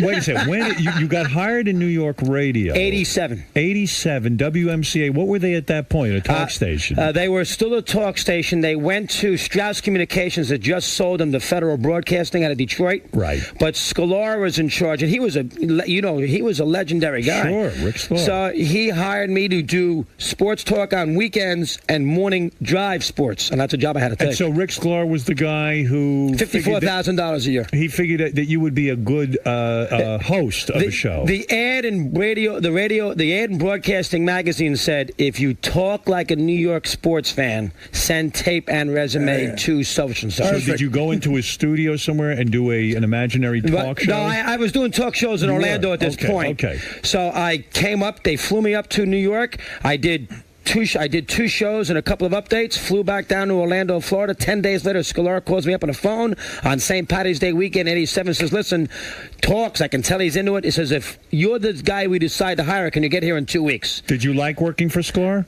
Well, he was only a consultant for the station. Okay. So once I got there, he kind of disappeared and went to go do something else. So he was in charge of finding the programming for the station. Somebody told me that when you first came to New York, your first job in New York, you had to pay pay the radio station. No, it's to not work true. there. That's a rumor? That's not true. No, that's what in the world are you MCA, talking about? MCA. Like one of those deals where you go in and well, you buy the time. You buy the time. But no, that was not the case. Howard, on the That is not internet, the it case. says I did coke in the fucking 90s. It did? Well, Yeah, I don't believe that. So he gave me $54,000 a year, and I did Saturdays and Sundays, and Monday through Thursday morning drive sports with a crazy shot. So I gave you him in the were show. a hot shot DJ in the South. You were kind of a sports hot shot's guy. a little strong. You were but dating women. You were getting it on. You were having. Living the life. Did it get wild? A Did you bachelor. Did you experiment with Howard, drugs? remember? No, I did not. You did not. Never. Have you ever smoked pot?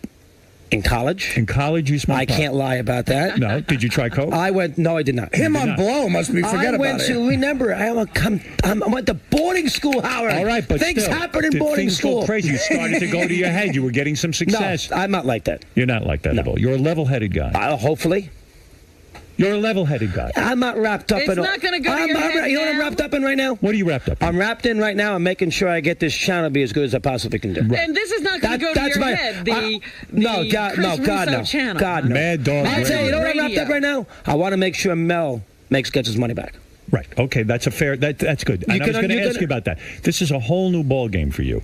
And when you were at WFAN, you go on the radio with your partner. You made a lot of money for the station. Team up? You made a lot of. They teamed us up in 1989. But you made a lot of money with your partner. This and that. The other. This thing is, Mel's looking at you. He's saying, "Hey, in sports, I need you to bring in subscribers. We're hoping people who listen to you on FAN are going to come over here and listen to you." There's a bit of pressure. Right. How will you know you're succeeding? How will you know? What is the measurement here? Well, I'll tell you one measurement. Mel's quote. What was that? The day after I did this Blue press conference. Right. He said, by the amount of people here, he's already made my investment back. Is that right? Now, I don't think Mel may have just said that, make me look good, you know, but that kind of quote is what I'm looking for. I want to make sure that when this is over in 5 years or whenever it might be over, that your that fans they are got satisfied. I gave him a good talk show. B, we gave him a decent channel. And C, the company, you know what? Giving Russo all this money, at least on my terms, not on yours, of course, but giving Russo all this money, it was a worthwhile investment. If I can do that, I did my job. That's what I'm looking at it right now. In other words, what you're saying is this is a chance for you to step out on your own. The big controversy when you worked with your partner, Mike Francesca, was who is really the draw? Is it Mad Dog? Is it the other guy? Or is it Mike and the Mad Dog only? Right. That's true too. Right. Could it be just? We don't know that. We haven't answered that question Is yet. it Lennon and McCartney, or can these guys exist on their own? Are you nervous going out on your own? No, really not. You're not? No, not at all. You feel good about it? Howard, I went to Jacksonville, Florida by myself in an AMC Gremlin in 1983. Right. Orlando. If I did that, But I the could do big this. success came when the two of you were teamed up. That's true too. And you could make that all right. But obviously, people think that I can do this solo. Mel wouldn't have given me this contract. Scott Greenstein wouldn't have given me this contract. Are you happy to be solo now? Or were you I think Mike's happy too. Yeah. I think Mike likes the idea that he has the real estate on FAN. He does Can I 5 ask you hours a something? day. Have you listened to Mike on his own radio show now? No, I haven't yet. You haven't? Why not? Why haven't you listened to the show? I probably realized that I'm trying to move forward a little bit. I'm trying to focus in on what I have to do here, so I try to stay away as much as possible. It'd be like me listening to shows before I went to work every day. I never listen to the station because I don't want to be influenced by calls, by what the other hosts are doing. In other words, you want to have a in there. genuine opinion. There you go. When you prepare, I don't want to for- be swayed. But wait a second. When you prepare for your sports show, when you do a 4-hour gig or Five something, here. 5 hours here. And by the way, 5 hours here is like, you probably feel the same. It's like 6 hours.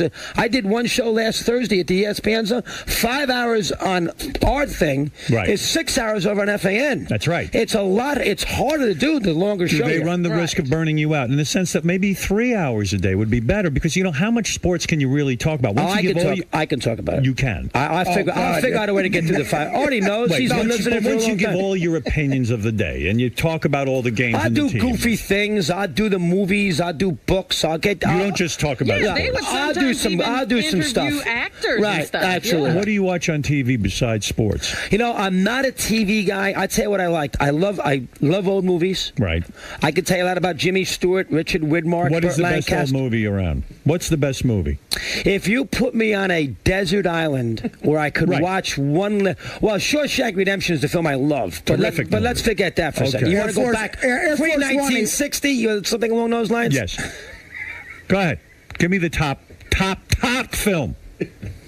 That I would just desert island film. You got that I have to watch. That I'm familiar. You're on a weird desert island. All they have there is a projector and Place in the Sun. Place in the Sun. Place in the Sun. You know Is that why? Montgomery Cliff? Oh, what a great movie that Yeah? is! Elizabeth Taylor on Montgomery Cliff, about the guy, Montgomery Cliff, who's from a Salvation Army home in Kansas City. He's an Eastman. He goes out to Los Angeles to work for the Eastman Kodak people. He befriends and gets Shelley Winters pregnant, who's sort of a stay-at-home girl. And in the meantime of that, he meets Angela Vickers, who is an Eastman girl, and that's Elizabeth Taylor in 1951, Elizabeth Taylor. Right. And so he tries to navigate his way through this Shelley Winters relationship, and because he wants to be with Angela Vickers. Right. So he takes Shelley Winters on a boat in Lake George, on a canoe. That's right. And Raymond Burr's the prosecutor. She was a lot lighter than Shelley Winters. Yes. And she falls out of the canoe. Right. And he's got that moment there of hesitation. Do I let her drown, then I can be with Angela Vickers, or do I try to save her? Right. And that moment of hesitation cost him his life, because she drowns. She swims back to shore. He gets caught by the cops. Poor Angela Vickers. Elizabeth Taylor doesn't know what's going on. Right. And then Raymond Burr comes in and comes up with this concoction of how he actually hit her with the oar, which he didn't do. Yeah. And he gets the death sentence. But at the end of it, she comes back to visit him on his way down to get hung. She comes back. Do you remember that? Did anybody see that scene? She comes back. Do you love this because after a day on the beach with the 4 kids and the wife, absolutely, do you sit there and go, man, that could be my life? Angela Vickers, Howard. In the Angela Vickers. last minute, we lost about 80,000 subscribers. What 1951, you're right. What Who about cares? the fact that later in life, Liz Taylor and Shelley Winters both look like Warren Sapp? The last thing that went through my mind as you sit here and review your life, the reason I would imagine you don't listen, and by the way, when you prepare, this is where I was going. When you prepare for your radio show, don't you sit and read the newspapers? You read the opinions of all the different columnists. I read for information. Right. You need the information. So in a sense, but the reason you don't listen to Mike on his own is because also there's got to be something painful in it. Like you don't even want to see him doing that well on his own. If I was you, I would want to see him fail if I was you. No, I don't care. No, because Really? my validation was this contract. Yes, and your validation also. So I don't need any more validation, because my validation was the fact that in Sirius XM gave me a channel. You bet. Didn't it eat into your brain for many years that your partner got $200,000 more than you did? I don't know if that's entirely accurate, but it was more money than you. At least maybe early on it was in our relationship. You never sat down and said to the company, I need parity. No. You never said. You can't get. You never said to the people at WFAN. Look at Howard. It's going like me, baby. I want parity. Parity, baby. You never said it. Probably once in a while that bothered me, but Howard, you cannot do a show with somebody 5.5 hours a day for 19 years and feel bitter because he might be making more money than you have. It wasn't his fault. The fans don't care. Right, and he didn't determine how much you made. I'm not talking the about bosses that. did. Whoever did. He's talking about down in my soul. Right. Pride. Look at me Was in the my eye. pride wounded? Look because, at me in the eye. Right. If Mike does super well on his Not going to bother me, Howard. Look at me. I promise Did you. I finish the question? Mm-hmm. No. If Mike does super well on his own, the show doesn't lose any ratings, the show goes on, blah, blah, blah, blah, blah. Got to admit, that's not going to be as good as if Mike doesn't do so well.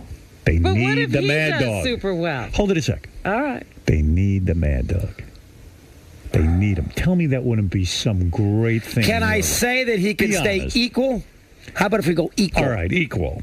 Equal won't bother me. What if he drops If you're 2 going points? to- What if if he you're- goes from a 5 share to a 2? Well, you're telling me now if he goes 5 to a 10. Now that's going to bother me. Yes. That's going to bother you. I have pride. Of course. You're going to go 5 to a 10, double the audience because I'm off the air? That would hurt. That's going to bother Mel. I got the wrong guy. We're going to change the name of that damn channel. Right.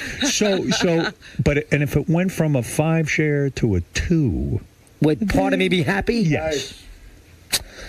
I tell you, I know you're not going to believe this because you want, but I've been honest with you since I walked in the room. So if I'm being honest, so I have a foundation of telling you the truth. That's not going to bother me. No, that's not going to make me happy. Let me put it to you this way. I swear it won't. Boy, you're not like me. Put it to you. If I didn't have this contract and this responsibility, it would. So whose idea was it to bring you over to satellite radio? Was it Mel?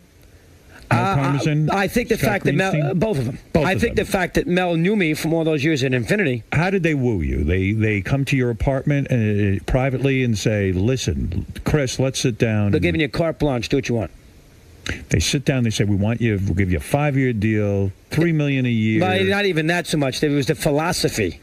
Let you do your thing. There you go. So what are you going to do with the new channel? Well, What is your dream? My dream is that if you are a sports talk fan, go ahead, and you got to be a diehard. I understand that, but if you're a sports talk fan around the country and you want to vent and you want to talk about why Manny Ramirez dropped a fly ball in the ninth and the Dodgers lost a big game, or you want to talk about Brady getting hurt out for the year, or you want to talk, that's a huge one. You want to talk about LeBron at the Olympics, Federer winning the U.S. Whatever big topic is that you have a place to do that on this channel. Do you have guys in mind that you want to work with? Absolutely. Who are these guys? Who are the good guys in the business right now? Well, we brought in Lee Hamilton. Okay. He's doing some shows for us these next couple days. Extra San Diego, 22 years. All right. I got to find some younger kids, too, who are 30, 31 years of age, who might look at me as sort of the dean. I don't want to sound cocky, but the dean of the sports talk genre. So say, you know what, I like to go work with Chris. Who was the first person you called when you made this decision? Was it your father who wanted you to go in the jewelry business? I did call my parents until June 22nd. The first person I called... the fact that who was the first person? Well, I guess it was my wife. Your wife. She was with me because I had to go to a bar in New Jersey to sign the release papers because we had to sign these release papers, and I was in Jersey, and I had to get that Mad Dog trademark name back. So I got the Mad Dog trademark name back. You didn't own the Mad Dog. FAN did. Uh-huh. We had to negotiate to get that back. You had to pay FAN? No, we didn't pay. We just got it. We gave him $1. Okay. So we got it back, and Why would they give that to you? They wanted to lease it to us for the next 5 years. I'm not going to. And we said, all right, fine. Lease it. Chris is not leaving. He's not accepting your buyout. It's state of March. Ah, I see. So I had that as leverage. I see. You want me out, you're going to have to give me that name. Little hardball. So to make a long story short, I had to go to Bar A in New Jersey and sign a 5-page release. Who named you Mad Dog? Bob Raceman, Daily News. He did. He gets the credit. And it stuck. He absolutely stuck. You like that name? Yeah, I do. I mean, it's a moniker. A guy like me needs that. Yeah, I get all dog. I never get Chris or Christopher. Right. I always get dog this, dog that. But if my kids call me, my little 9-year-old calls himself the Mad Puppy, which is the last thing I want him to do because I don't want him worrying about. I don't want him to be this that. This feels good to you. I see you're happy. I'm into it. When you were with the partner. Listen, can I say something? I know, you like Mike. Come on, 19 years, I had to like him. I couldn't do a show with him for 19 years. But you never even talked to each other during the commercial breaks. That's what everyone tells me who used to watch you on the TV show. No, that's not true. You two never last couple even months, maybe. Now, they also told you I bought the airtime, so they were wrong there. So don't necessarily believe that When's the either. last time you had dinner with Mike? Super Bowl. Super Bowl. You didn't buy, did you? That's against. No, Mike buys. Mike buys. So you'll remain friends with him. You think you'll see him? Have you talked? Have not talked since I took this job. Talked to him a couple days prior to me leaving. Right. Again, Mike likes the challenge too here. He should stay friendly with you. You got your own channel. Maybe you'll employ him one day. Mike will not allow that. If you think Mike, you think Mike's going to allow me? Mike, by the way, I know things aren't going good. Here, come work for Chris Russo. I'll give you the overnight shift. He ain't working on the Mad Dog. Not doing that. Do you think he resents your payday? He's got to be blown out. Remember one thing about the payday. Go ahead. I can't simulcast the show over here on TV. I was simulcasting the show. That's true. On Yes. Right. You got to throw $500,000. I gave up that $500,000. So you're saying out. You were making at least 2 over at FAM between your 1.2, then you had another 5. I was making 2 there my last year, plus the 500,000. That's 2.5. So you didn't really get that big a boost. There you go. Mike's not stupid. He can do the math. Well, hold on. How much of a raise did Chris actually get? I mean, he was making 2.5. Now he gets 3. Got paid agents and everything else. Plus, I'm sure they bumped Mike up when I left. What else do you do? Do you have any other outside thing? You do any voiceover stuff? I did 2 books. You did 2 books. Yeah. Well, I did. The first do you juggle? Do you do anything? I don't know. I play a lot of tennis. I run all the time. You're a tennis player. Oh, I love to play tennis. Are you good? Yeah, good player. 4 or 5. Kick ass? I'm a level below a club pro, but I'm a good, solid. You saw me in a tennis court, you'd say, he's pretty darn good. How's the relationship with the wife? How long have you been married? 13 years. 13 years. 4 kids. 4 kids. She's from a family of 6. I'm an only child. You don't cheat at all? Never. Never kiss a girl? Never get girls? You never spank girls on your show? Nothing like that? No. None of that. I heard your comments with the young lady here. Yes. You had a wife. That was funny, though. You had a wife. That was funny. But I guarantee you, the thought has crossed your mind in the sense that every you man, are a big star. every man, it's crossed his mind. Now you're in the paper. You got your own channel. Did you enjoy a level your fame for a while? Absolutely. I'd be lying if I told you I didn't. Front page of the Daily News. Yeah. The New York Times 2 weeks ago. This Week in Review, huge column on Mike and me. You got to get it. You mean to tell me before you got married, you did have a period of time where you got to use your fame? No, I never did that. You never went out with a lot of chicks. Never had a threesome? Of course, I had girlfriends. Did you ever have a threesome? No. Oh, God. No threesome? No truth what do you mean, you. Oh, God? I might want to imagine it. Yeah, but you no never threesome. saw 2 girls doing something in front of you? No. Howard's funny. Why is that He's not going to crack that. He's not going to crack me, though. There's no truth to you and Anna Kournikova. No, God, no. I mean... She's pretty, though. She's pretty. So you never had any of that wild scene? I am... No, you can make the argument prior to my lovely wife that maybe I was a little sexually deprived. Where'd you meet this wife? When did you? I met her on a plane. On a plane. What was Coming she back doing? from Chicago. Is she a model? Is she an actress? No. She's 8 years younger than me. 8 years. Oh, that's good. Family of 6. Rye, New York. And the sex life after all the children is still as good as when you first... It's never going to... You're busy. You got 4 little kids. You got a 3-year-old running to your house at 3 o'clock in the morning. Are you sexually You'll find frustrated? the time. Are you sexually frustrated? No, I can't say that. You masturbate? I won't deny it. You do it? Oh, jeez, Howard. That's got to be the funniest thing ever. Not to the San Francisco Giants. To Willie McCovey? Everybody used to make fun of me because I used to love Will Clark, and he used to play these things, and I was a Giants on a road trip with Will Clark in his hotel room. Will, let me in, Will. It's Chris Russo. Things like that. So Chris Russo is a sex addict. No, is that fair? God, no, I'm a sports addict. That's the problem, Howard. That's the problem. Chris, I got the wrong addiction. Chris, this guy right here is the only guy who knows who Will Clark is in the room. So. No, that's right. He's not a sports fan at all, is he? Do you watch anything? Don't care about Giants, Patriots? I used to watch the... I watch like when the Super Bowl comes on. Michael Phelps gold medals? He hardly watched the Olympics. I don't care about his flipper feet. I don't care about it. You didn't watch the Olympics at all? A little bit. He's never seen Roger Federer play? Federer, Nadal, Wimbledon. You didn't see that? Never I'm not even sure who he is. Oh, my God. Honest to God. You watched the Giants win the Super Bowl. I thought quarterbacks blitz. What's the name of the guy? The Yankees in a World Series game. Don't get wrapped up in it. Don't get wrapped up in it. I asked you about this. The World Series I get wrapped in. I like the Super Bowl. Occasionally, but it's not all Lakers, the time. Celtics, NBA Final. I go to the Knicks games. I loved watching the Knicks. Hockey, 94 Rangers. I'm a great spectator. I love to go to games and watch the sports, and I love athletes when they... I mean, it's amazing. So Sunday afternoon football, you're not going to be sitting there watching. No, I play chess. He's never been to a football game, have you? Live? I bet. Yeah, Detroit. Kid, I went to the Detroit Lions. I went to Pontiac Stadium when it first opened up. So he has. That's 100 years. That's a while. That's 1980. Howard, what's the name of the guy?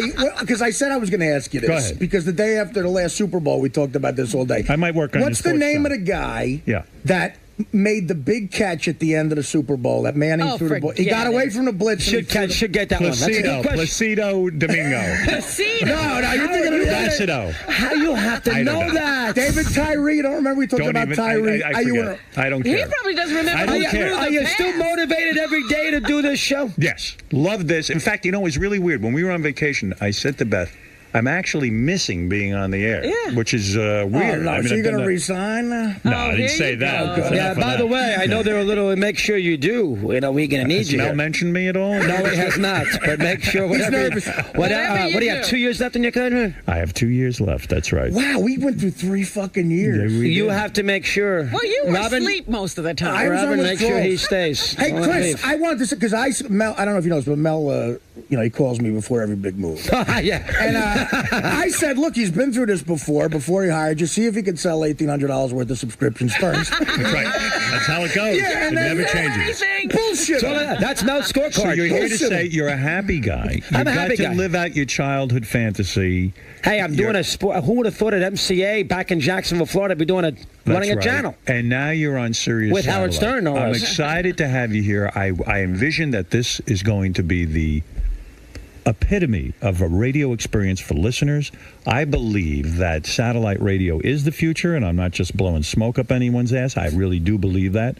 I work a little differently than you. Even you yourself have said, Stern, he works blue. That's my thing. You know, that's not your thing. Do you ever curse? I usually don't. No. Are you going to curse on the air? Damn in hell.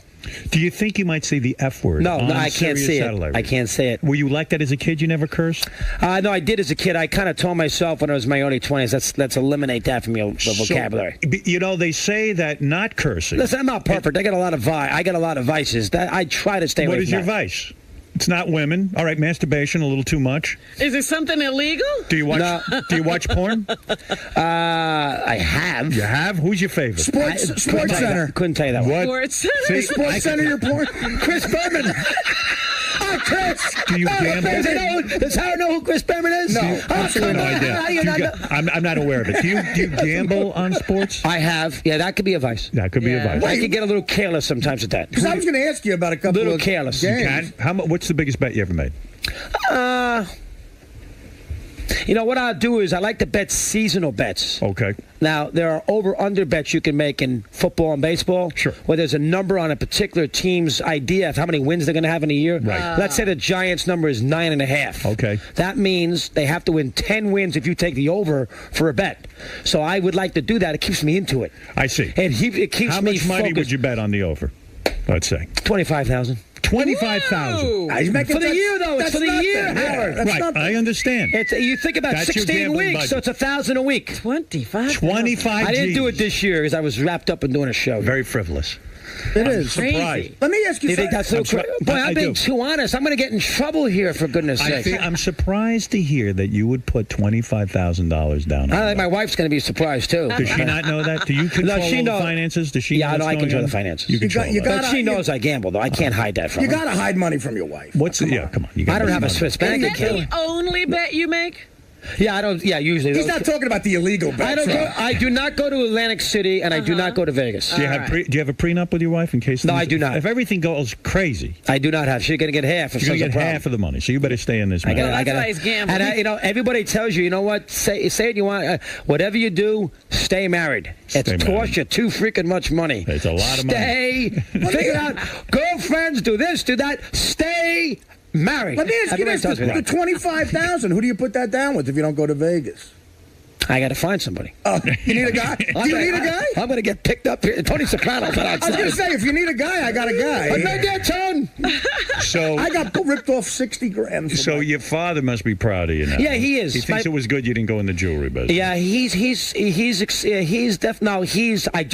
by the way, Yeah. he's 77 years of age, so they don't have all the technological equipment. Right. So You I gotta get him guess got him wrapped up with Sirius. Yeah. I had the guy Richie here take care of it. Right. At Best Buy, he got it in his 2 cars. Now he Right. has it in his house. By the way, so thank he's going God- to be on top of it. now. Thank God the fucking your father's not the Giants jewelers. No rings and how long? Thank you very much. The Yankees, he's making money. My headset.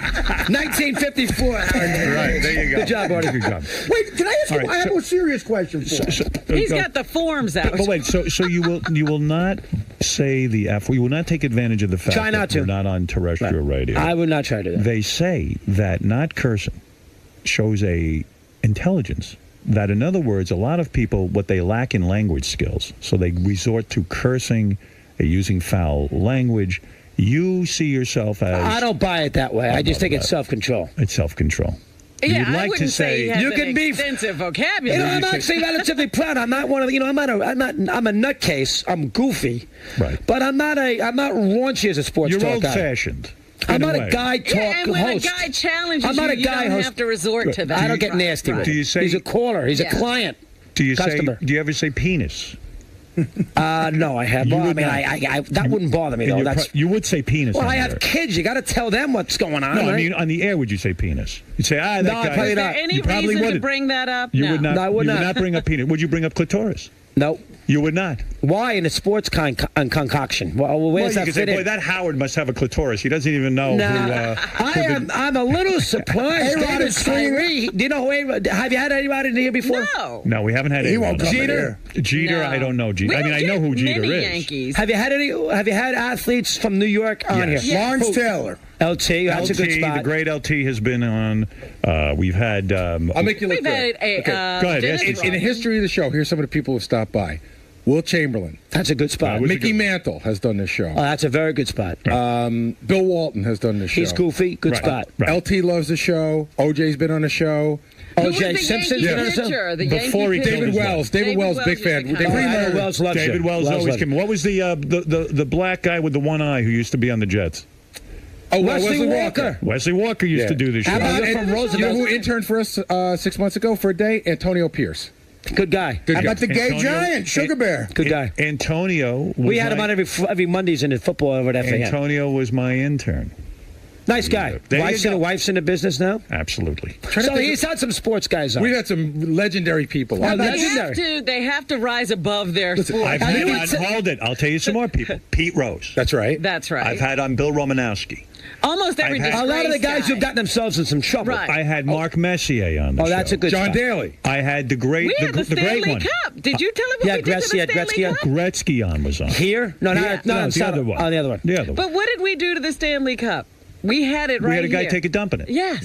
I remember that. It's a great That's moment. rough. That's a history. That's Howard, a what does historic moment. Bill Romanowski play, and who did you play for? Romo, they used to call him Romo. He's a football player. For who? Lots of I teams. believe- Right? That's a trick question. Okay, what teams does he have Super Bowl rings? Well, that's a he's not going to know that. Let him take a guess on one team. Played for 3 big teams. Give me one of them. Shit. One team. You guys suck. Why are you challenging Romo played for the legendary, because everyone's legendary. Famous team. Be embarrassing. Raiders. Thank you. You're embarrassing. Mike Now, Piazza. wait a minute. Yeah, We've Piazza. had Mike Piazza. So you've had some We people. had Mike Piazza and the other gay guy, Simmons. We had Benny stop Agbayani it. on. I mean, Piazza's not not gay. gay. What's the matter But with we had the gay giant on, Roy Sugar Bear Simmons. You ever hear him? Well, you said you had a serious question He for fucked Chris Russo. Beasley, Quick- wanted to fuck Beasley Reese. All right, listen. Listen, no, I have a serious Check out. We I do had have that something I gay want. basketball player on. All right, yeah. You okay, say when quickly, what do you want to say? when they hired you in New York, I was always curious about this. And the guy said, "Look, even in the ad, you said wanted him to sound like a New York sports fan.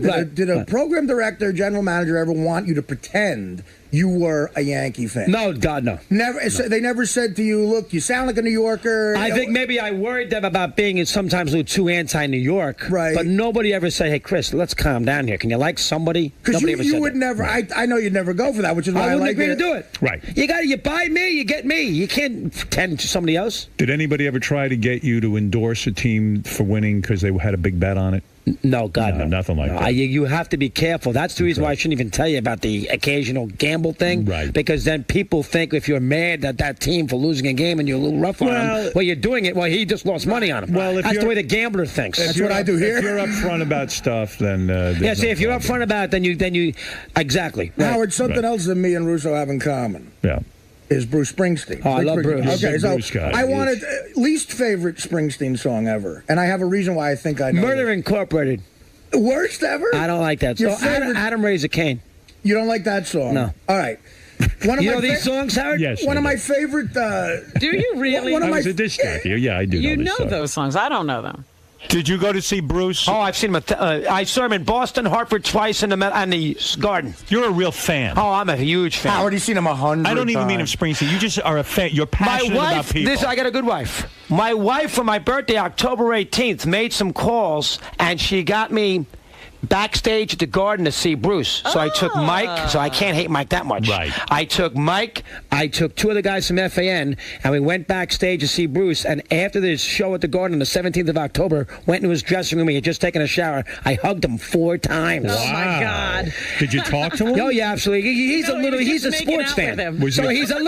He knew some sports. Was he a fan of yours? Did he know of you? A fan might be strong. Know of He knew is better than fan. Fan's a little too I strong. recently had a conversation with him about a year ago. I met him at a party, and 2 times I met him at a party, and the first time was very awkward, and the second time we had a good 10-minute conversation. So you had a little. He's on top of that American culture, and is he your favorite? But is he better than Hendrix? Is he better than Cream? Is he better? I don't go that. I'm not a rock historian. I know all these bands that you're referring to. I'm not a rock historian, but Bruce, to me, I was 16 years old when I became. He was my rock and roll renaissance. In all fairness, I didn't get to hug him at the party, so you 4 times. 4 times. I think it was a little too much. Did you think it was weird that you kept hugging him? It's a little fruity. What are you hugging him for?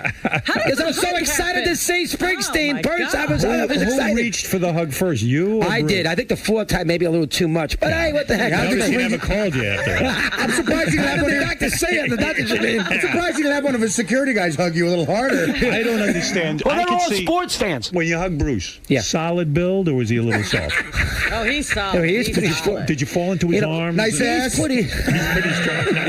You didn't grab his ass, did you? No, I didn't go. Did you grab Roy Bittan? Because Roy's sexy too. I may have wanted to. No. I think you ought to say a curse word on your first show. Say it now. When you do your real first show. You want me to say a curse word right now to What's get it your out? favorite first? Go ahead. Do it. Put it in a sentence. Call A-Rod a fucking asshole. Go ahead. No, I'll do the Giants because the Giants always frustrate me. Go ahead. Do whatever. San Francisco? Go ahead. God damn it, Giants! Win a game! Win a fucking game! Wow. Look at you. All right. Working blue. You got it out of my system. My wife heard that. Oh, jeez. Maybe she did. You're working blue. I don't He know is if I like working that. blue. It's a little over the top. No, but Next thing you know, we'll be auctioning off people's virginity. Two more things. I heard that this morning too. Yes. Yeah. 2 more non-sports things about him. About 10 years ago, his pick for best picture, Air Force One with Harrison. That's not true. That is true. Not true. And you That said movie. Best movie of the That year. was a good Air movie. Force One. Come on. Yeah, Did you like Best that movie of the year. I don't know if I said that. You already. did say it. You said it. But he knocked the get off my goddamn plane. Whatever. It was funny. It was funny. 1992, Springsteen tours without the E Street Band. It was 92 or 3, yeah. And he comes on and he goes, this is my favorite moment by him. He goes, But I what don't is care it? what you say, Mike. Nobody but nobody wants to hear that 57 channel song. Play Rosalina.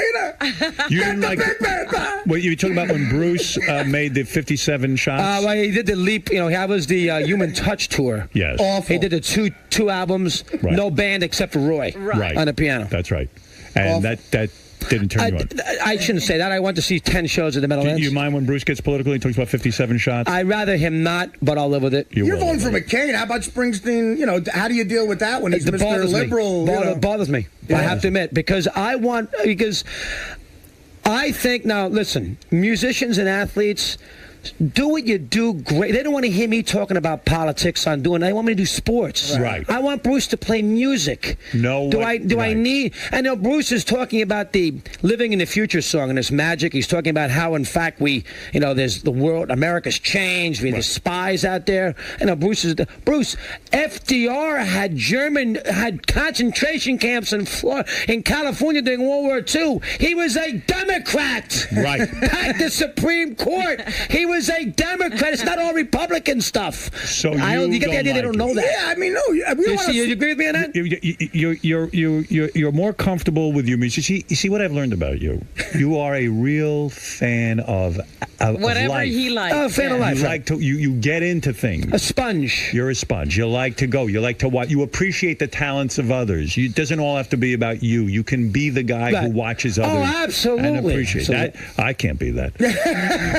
But I appreciate that about you. But I know his point is nobody wants to hear a sports guy talk about That's my point. Talk about place in the sun for 20 minutes. While you were making out with Bruce Springsteen, you should have hugged him and said, "Listen, I can't. Enough with the politics." I can't say that. I have to give. It's Bruce Springsteen. I have to respect Springsteen. Let me ask you something, though. Did you You walk into the room, Bruce is standing there, you go immediately and 4 hug times. him. And then you let him go. Bruce, you mind one more time? Boom. Oh, my God. He handled it superbly, though. Probably figured you were nuts. He listens, doesn't he? For Christ's sake, A lot of gay guys like him. Now listen. Artie's funny. Not bad. You've never had a gay experience, have you? No. Never. Even as a young boy? I thought you said you were jealous. No, You're hanging around the jewelry business with your father. Guys walk in. Never been to a Met game? No one ever seduced you? No towel snapping incident? Nobody ever tried to jerk you off? No. Jeez. How many times a week are you having sex with your wife? It varies. 2 times a week, or you're not even... I got 4 little kids. One time a week at least? Yeah, one time. And the rest is all masturbation. He's so into sports, he's had sex with his wife 4 times. Honey, you know the commercial, the Viagra ad, or the ad where the guy's got the tape watching sports, and he's got this beautiful girl coming down. It's like middle of the afternoon. He's debating what he should do, and he finally says, the heck with it, he's got to go upstairs with his wife. I would sit there and watch the sports. You don't use Viagra, do you? No. Never. I don't have a problem with that. Never tried it?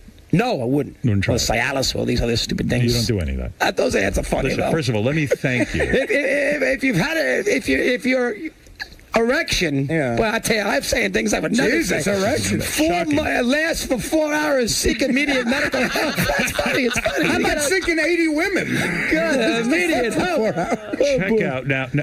One last question. So when you get criticized in the newspaper, like sometimes I would read that guy in the Daily News, he'd be hard on you. Well, Raceman's Mushnick post. Mushnick was You don't like anybody. So would that offend you? Would that affect you? Anybody is sensitive. Yeah. I don't care who. Did you ever call him? Did you ever say, no, hey, wouldn't listen, do that.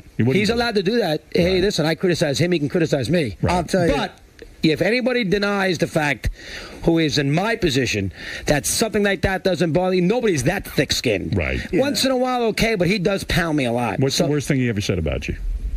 That I'm a mean-spirited guy. Is that a legitimate comment? No, absolutely not. You are not mean-spirited. Absolutely not. Why do you think he thinks you're mean-spirited? Well, this is a long time ago with me and Mike having our issues 15 years ago, and he said an employee of Chris, a co-worker of Chris Russo, WFAN, says he's a mean-spirited, not say low-life, but a mean-spirited guy. And the one thing I'm not is mean-spirited. Okay. That was that hurt you. That bothered me. That bothered you. Bothered my parents too. Did you ever prognosticate? Do you pick the winning team? All the time. And do people bet money on your picks? I hope not. But do people generally make money on your picks?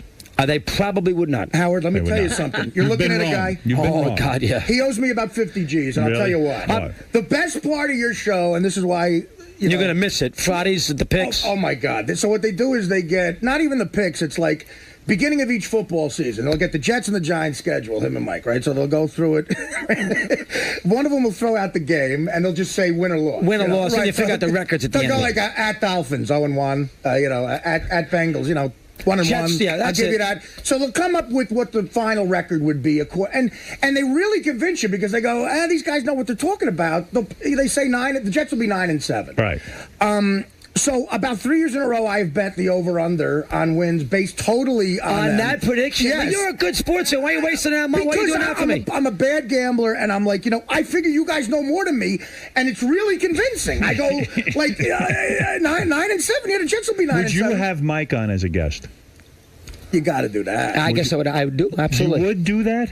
I wouldn't do it. I wouldn't do it early. Like 6 months from now. Okay, that's fair a very enough. Listen, let me say. No, this guy. Listen to this guy. I tell you right now, that is one hell of an interview. That's a great job. Let's do it. Come on, man. Let's get That's in a good. He did a good job. He's always good. All right, listen. Russo, as a fan of Marv Albert, I was very down on him for what he did. Have you ever visited some of the same hookers? Just no, you're a God, fan? no. With the little things on his finger. You were down when Marv did all that stuff. Marv also did something to Iron Eagle, our little buddy who does the CBS and he does the Nets. Right. Marv, when he left left the Knicks, right. He took the net play-by-play job and pushed Iron aside. Right. Marv does not need to do New Jersey Nets basketball. Iron does. Right. Don't do that to Iron. Let Iron do the games. Do you remember that whole thing? Yeah, that was a that bothered me. That bothered me. And you've never bitten a woman or put on panties or anything like that? You don't sing show tunes. I've given hickeys. Yeah, I've done that. Listen, let me welcome you. Howard, thanks for having me. I enjoyed it. Something now. Now I'm going to say something. Let me welcome you to our family here at Sirius Satellite Radio. I believe you're going to have the time of your life. And you are welcome here anytime. You're part of our family. This is a big leap. When you leave terrestrial radio, you're leaving something behind, but you're coming into something great. I congratulate you on your move. I think it was a smart move, and I don't think you're going to regret it. I think you're going to have a good time. Thanks, my man. Chris, Chris. How'd it go, man? That was a great spot. I can't think of why I cursed. I would never do that. Yeah, that was a so tremendous funny. spot. That was a tremendous spot. He was into it. He was peppy. How long were we up for? About an hour? An hour. Yeah. That was as good a spot as you ever can do. That's the best spot I've ever had. But no, listen, no commercials helps. You're in uncharted territory. I totally got into it. Totally. That's awesome, man. So you're excited to be here? I'm into it. I'm into it. Howard was into it. You got a little dicey, but we stayed basically into the main core of things. It was very good. Howard was very good at it. They got into it. You could tell they were all. It was a fun hour. It was a good interview. So man. we enjoyed it. I enjoyed every minute of it. I really did. Okay. Thanks for stopping by, man. Zach, Lisa, not good. What about Artie? Artie is funny. Well, he's a big listener, so he knows what's going on. So he can come up with all these little digs that I've had all these years of things that he knows that he wouldn't think I know. 92 picking this, 93 Springsteen. He's got a history of me, and Howard doesn't have that, so he fills in the blanks perfectly. Really nice to meet you, man. I've been a big fan for a long time. I can tell you were Italian. You were funny. You were funny. Good luck with everything. You remind me a lot of John Belushi. Oh, really? There you People go. say that. You look. Yeah, oh, definitely. That got me work for years. He was into it. Didn't you think he was into it? Dude, he loved you, and everyone's gonna love you, man. You know you're good. Just good luck with everything, All right, man. baby. I'll be listening. Good job, Artie.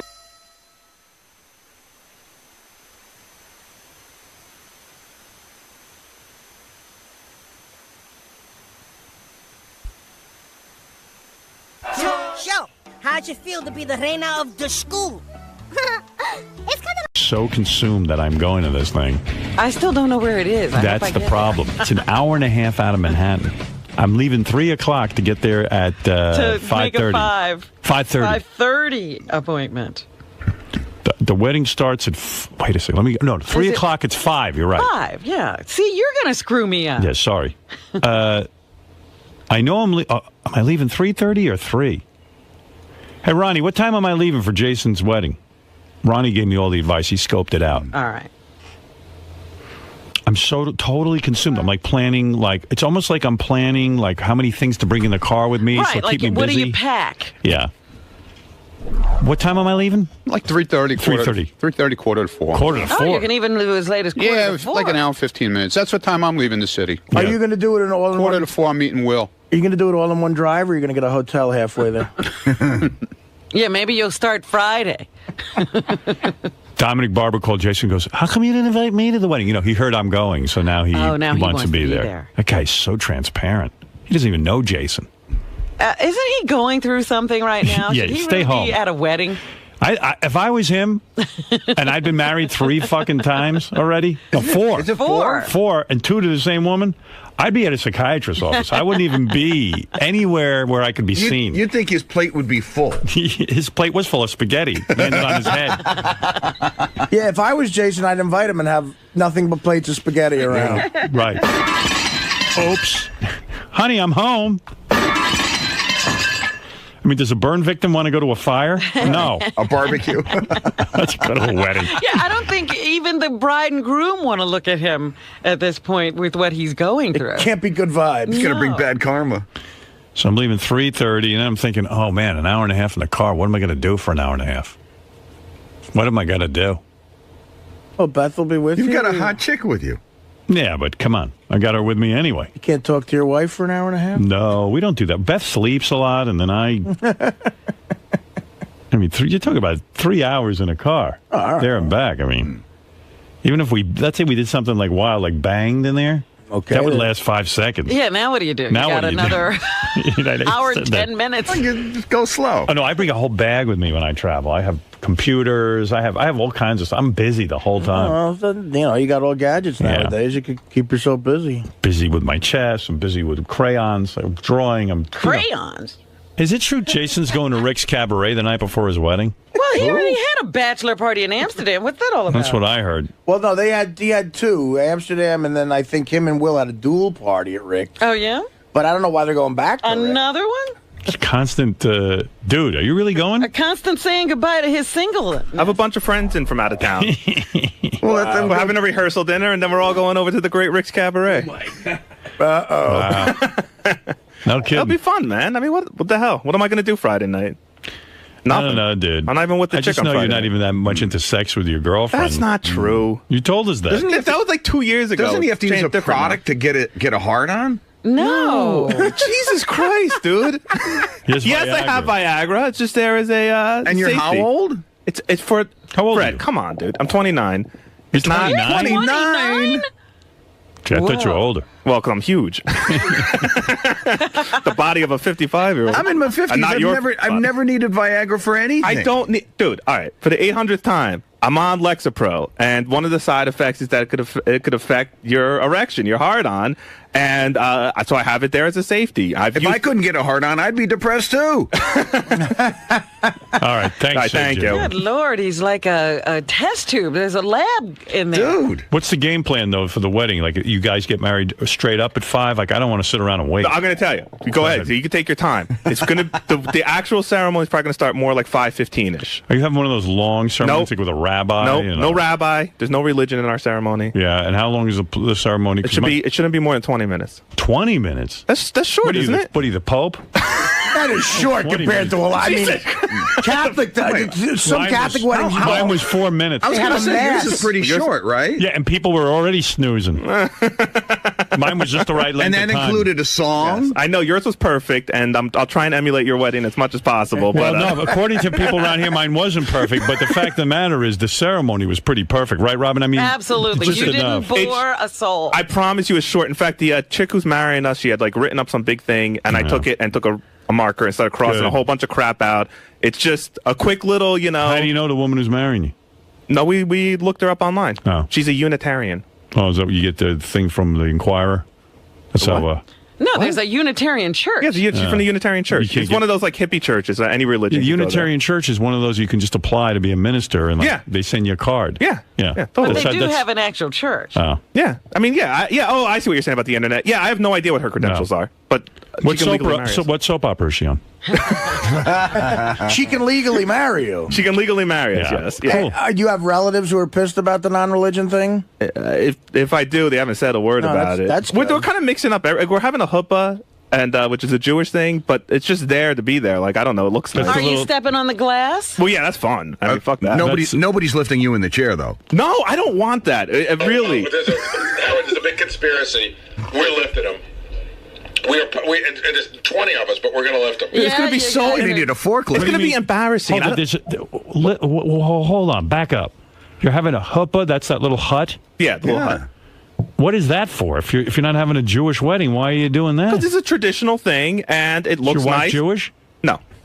So why are you having a huppah? She wanted the huppah, actually. Why? Because I mean, what does it mean to her, and what does it mean to you? Well, for you're me, gonna build a little hut. No wonder you're over budget. Are you over budget on that wedding?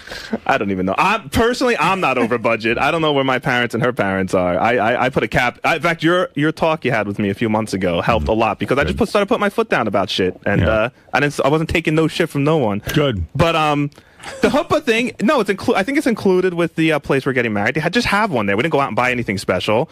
And Janice likes the way it looks, and it's a tradition. So, it's not there for any religious purpose. You're having a used huppah? Dude, it's a religious fucking thing. Of course it's religious. Well, what do you mean it's not there for any it's also- religion? it's So why also would you a why would you have a random huppah there if it's not religious? But it's also a traditional thing. It's traditional to who? The Jewish people. So she's not Jewish, and you say you don't care. And you're not being married by a What difference rabbi. does it make to you, man? It's just going to sit saying, there. why would you do that?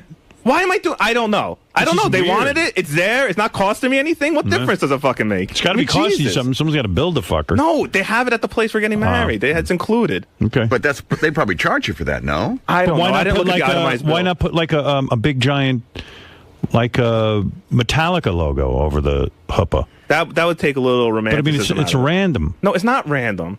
It's Howard. Come on, you're being stupid No, here. It's am I, Robin?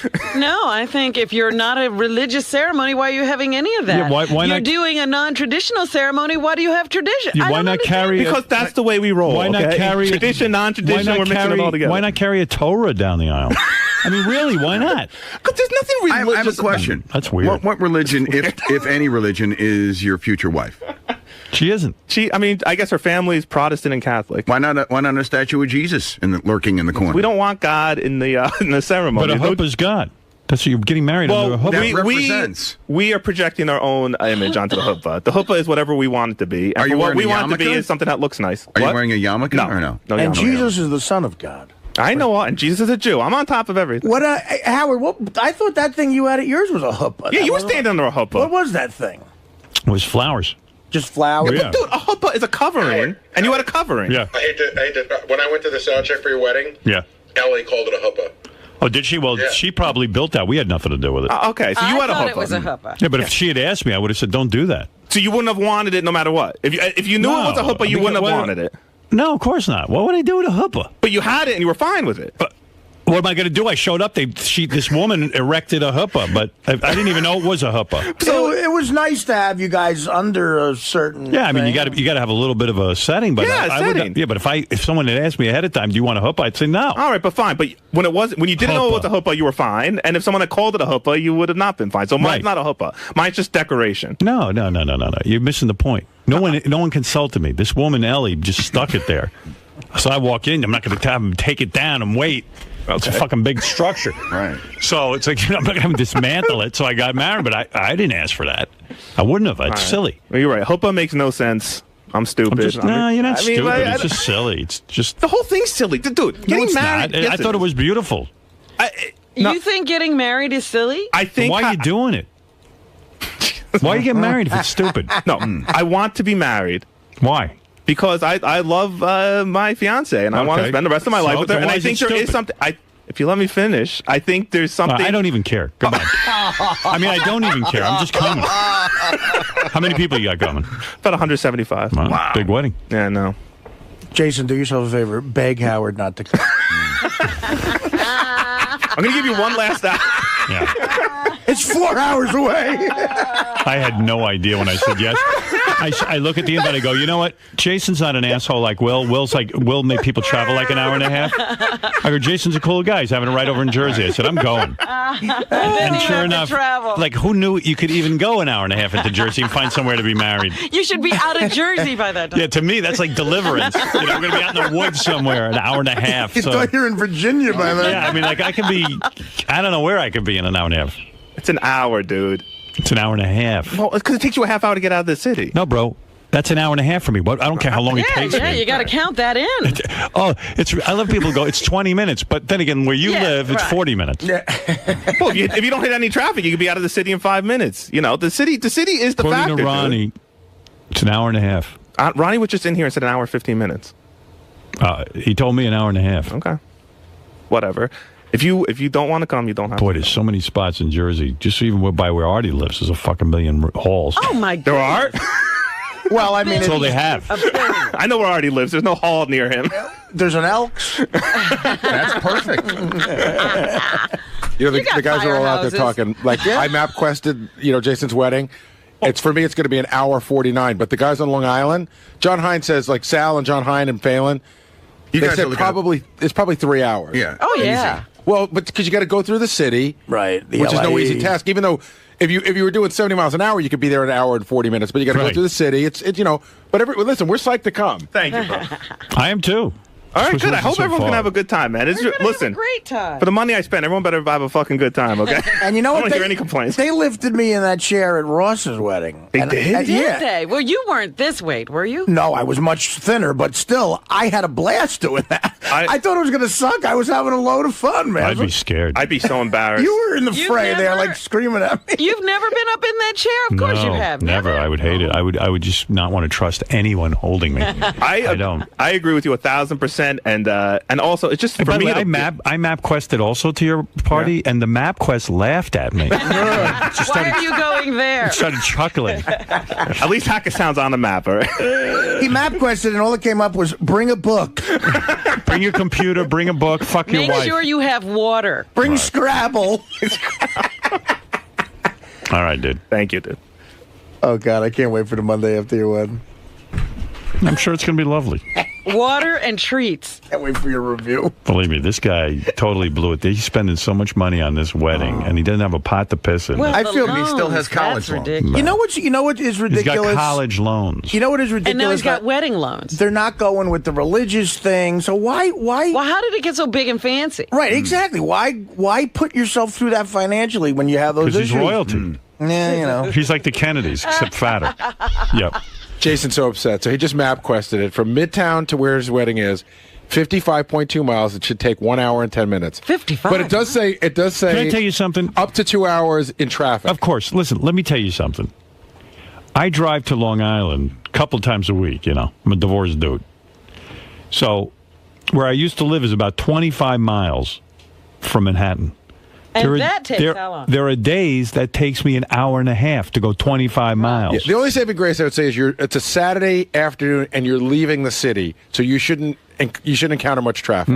For some reason, Gary, I know it, but like going through the Holland or Lincoln Tunnel on the weekend. A weekend afternoon we is don't insane live, for some reason. We don't live in like a place where you get on the interstate and you go, you know, straight through. Zipping We're not living in anywhere. Kansas. Yeah, I'm going 6 miles out of my way because I'm taking the Tappan Zee Bridge rather than the George Washington Bridge because I wouldn't want to be on the George Washington Bridge ever. No, that's that's definitely a better way to go for you. But it's out of it's extra time. Right, but yeah, it's you worth got to it. go farther away. I got to go upstate to cross the river. Wow. So 50-something miles. 55.2. Yeah, 55 miles is daunting to us here. How far is Manhattan from like Stony Brook? Probably about that. Okay. You know how long I'd say it probably takes? about that. It takes at least 2 hours to get out to Stony Brook. But Long Island is on a is a trafficy different day. Long Island's a different animal. It really is. I It's don't know. always there's only But only it two depends, roads. too, on what road you're on in Jersey. Are Right. you on the Garden State Parkway? Are you on the Turnpike? What do you want? I'm taking the Garden State. Oh, boy. That's the good one. I'm taking That's a the good jet. one, yeah. I'm going to You're jet in. taking a jet. You should copter on I'm top of the coptering, restaurant. They you don't get a have an helicopter to land on the airport. Hoopa? They don't have an airport there. You have to parachute out of the plane. Howard, would it be really arrogant if you just helicopter and landed Hopper right in the in. front? Blow the bride off the altar. Yeah, what exit is it off the Garden State Parkway? Does it say there? Yeah, let me see. Where are we Because going? that could get me to figure it out. You're not going. No, I'm not going. I'm just saying I'm going to give you my expertise. I used to drive a cab in that. I don't know. Whatever the exit is off the Parkway, I could tell you easily on this. Actually, going down on a Saturday shouldn't be bad on the Parkway. Right, getting out. It's getting out of the city. Yeah. But I mean, with you guys, that you got to think of that. It's part of the trip. I'm thinking of it. Trust me. I haven't stopped thinking And yeah, about it. depending on what street fairs they pull out of their butts this weekend, you may not know how to get to the Here. tunnel. Manhattan to Stony Brook is the exact same distance. Okay, 55 miles? You believe that, Ronnie? Exact same distance, Stony Brook to Manhattan. Yeah, I know. It says an hour and 10 minutes, okay? That's with no traffic. With no... That's nobody on the road Scott but the you. engineer, the big shot out there, is telling everybody, yeah, you won't hit no traffic on the West Side Highway on a Saturday afternoon. All right. All you have to do is have one accident, Yeah, anything. he's so full of shit. He doesn't know what he's talking about out there. And Lisa G's going, oh, it's the same as going to the Hamptons. Why is he complaining? That's a long drive. Because I'm only going there for a wedding. Yeah, and then he I come up- stays over when he goes. Why is he complaining? Yeah, because I spend the whole weekend there or Yeah, a week. I know, but That's the point. That's how far it is. I wouldn't spend the fucking day there. You can't even comment on something that's stupid. I was talking to that's somebody. idiotic. I was talking to somebody Hey, who was Howard. going to the wedding the other day. They are staying over. Yeah, there's a lot of people are. Yeah. Yeah, because I want to spend the weekend in Hackettstown. Town. Because that's fun. I just looked at my map quest. Yeah. I'm 89.7 miles away. Oh, my God. Why'd this You fucker should do stay this to us? over. I was hate going Jason. to, but I said, "Oh, it's in New Jersey." Nobody looks until the last second. I know. Jason's really backstabbing us. Getting married and everything. Yeah, I mean, really, dude, give us a break. Him and Will dropped in the same within a month. Right. I don't like you. I don't. You guys are the only friends and coworkers I have that live in the city. So Okay. all my other family and Live in stuff Hackettstown? live in New Jersey or lower state New York. Great. Sorry. Thanks. Sorry, sir. You were out and you pulled yourself back into the wedding. I know. So I don't feel bad anymore. I was yelling at Beth for that. She had nothing to do with it. You were out. All right, thanks, man. Thanks. Good luck. Hope to see you there. Jason. What? Why can't they just let you have fun? Well, listen, if this was the morning zoo, I'm sure no one would even mention it, but this is the Howard Stern show, and, everything's got to be a problem, but, it's fine. Don't worry about it. I'm good. You brought up a good point. Howard had a hubba as well. Yes. And he sort of weaseled his way out of it. Why didn't you pounce on him more about that? I tried to, but then he wanted to kick me out of the studio. Look, here's the deal. Howard thinks everything he does is the perfect right way to do it, and that's how everybody else should do their things. Right. And I disagree with him. I think Howard's wedding was very nice, and he did things his way. I'll do things my way. And if he doesn't like it, I'm sure we'll hear all about it the Monday after my wedding. So realistically, your wedding's a little over an hour outside the city. Yes. Not an hour and a half. No. There's going to be 175 people there. Yes. You're going to have a few, trinkets of tradition in there. Sprinkled in, just a little ambiance, basically. Right. Jewish ambiance. But overall, it's non-denominational. We're getting married by a Unitarian. There's no rabbi, there's no priest, there's no yarmulkes, it's not a kosher wedding. We're really trying to keep God, away from this wedding.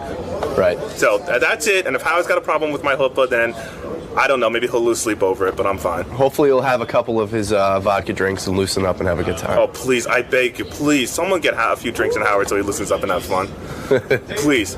Well, good luck, man. Thank you, dude. Sir. Hey, next time you see this fat body on TV, I'll be married. And let me tell you something. When I get married, I've decided I'm going to really let myself go. I'm going to stop trying to maintain. You know what I mean? Like now that I'm off the market, I'm just going to kind of relax and just kind of not take care of myself. Let's get a shot of that hand before you become Lord of the Rings here. That's it. All right, next time we see you, you'll be shining. If you can see it through all this.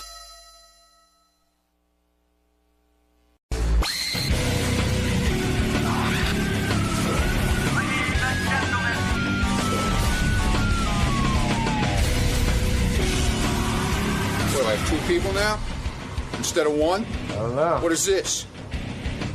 What is this here now? Why do I have this? Maybe I'm not recording you. What is this? But why are you with me now? In our intro. You're never in our intro. What is this? Now you're cutting in on our intro now? No, I'm not. You're cutting in. What's going on here?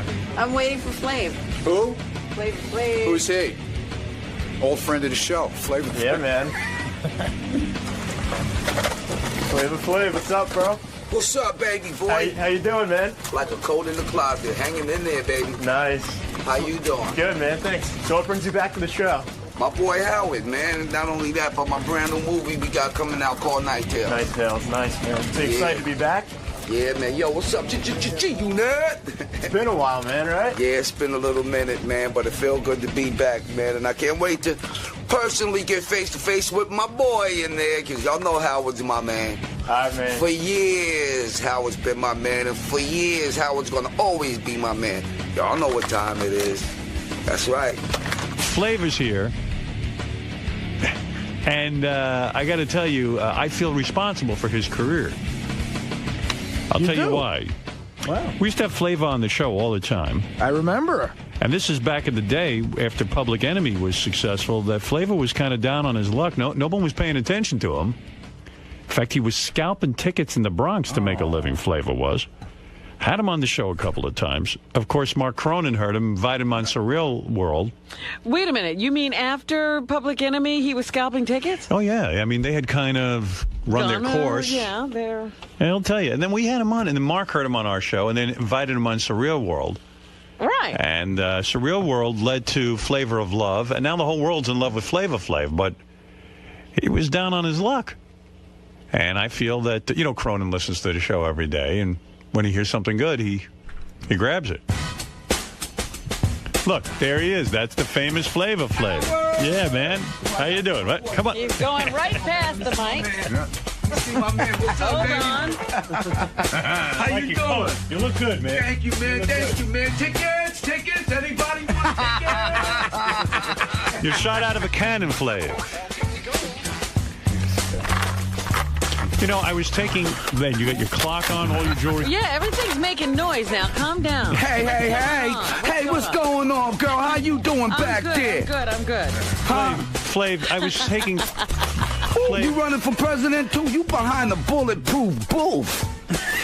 Wow. Yo, Howard, what's up, man? How are you, my brother? I'm back on the Howard Stern Show. What's going on, I'm so G? happy to see you. I said, you know, your success, I'm very happy for you because, you know, I was a very big fan of Public Enemy. Thank you, and man. I would have you on the show back in the day. And a lot of people don't know this about you, but after the big success of Public Enemy, times got tough for you. And you were living in the Bronx, and you were scalping tickets to make a living. Am I Hey, correct? man, not only that, but you was my first customer, Howard. Come on, you know I sold you a seat in the nosebleed section. You were having a tough time, and you came on our show, and a guy named Mark Cronin, who used to work for me, he heard you on our show, and he invited you on Surreal World. Wow. And after Surreal World, you got Flavor of Love, which, by the way... No. After Surreal Life 3... Right. Then I had Strange Love. Remember me and Bridget Nielsen came up to your show? Right. And everything, right? And y'all was killing her, man. I was like, yo, give the lady a break, But man. what's he do? Were you really banging her? Huh? Were you really banging Bridget Hey, Nielsen? come on, Howard. You know what time it is. I got the clock on, baby. Don't you expect everyone to be like a racist and stuff? And she came out and she could fall in love with a black man, and she, you know, that gave me hope for the world in a way. I mean, hey, Look, and now we got a black president. Now we got. Hey, that's right. That's right. Hey, yo, and not only that, but let me show you this. Did you ever think?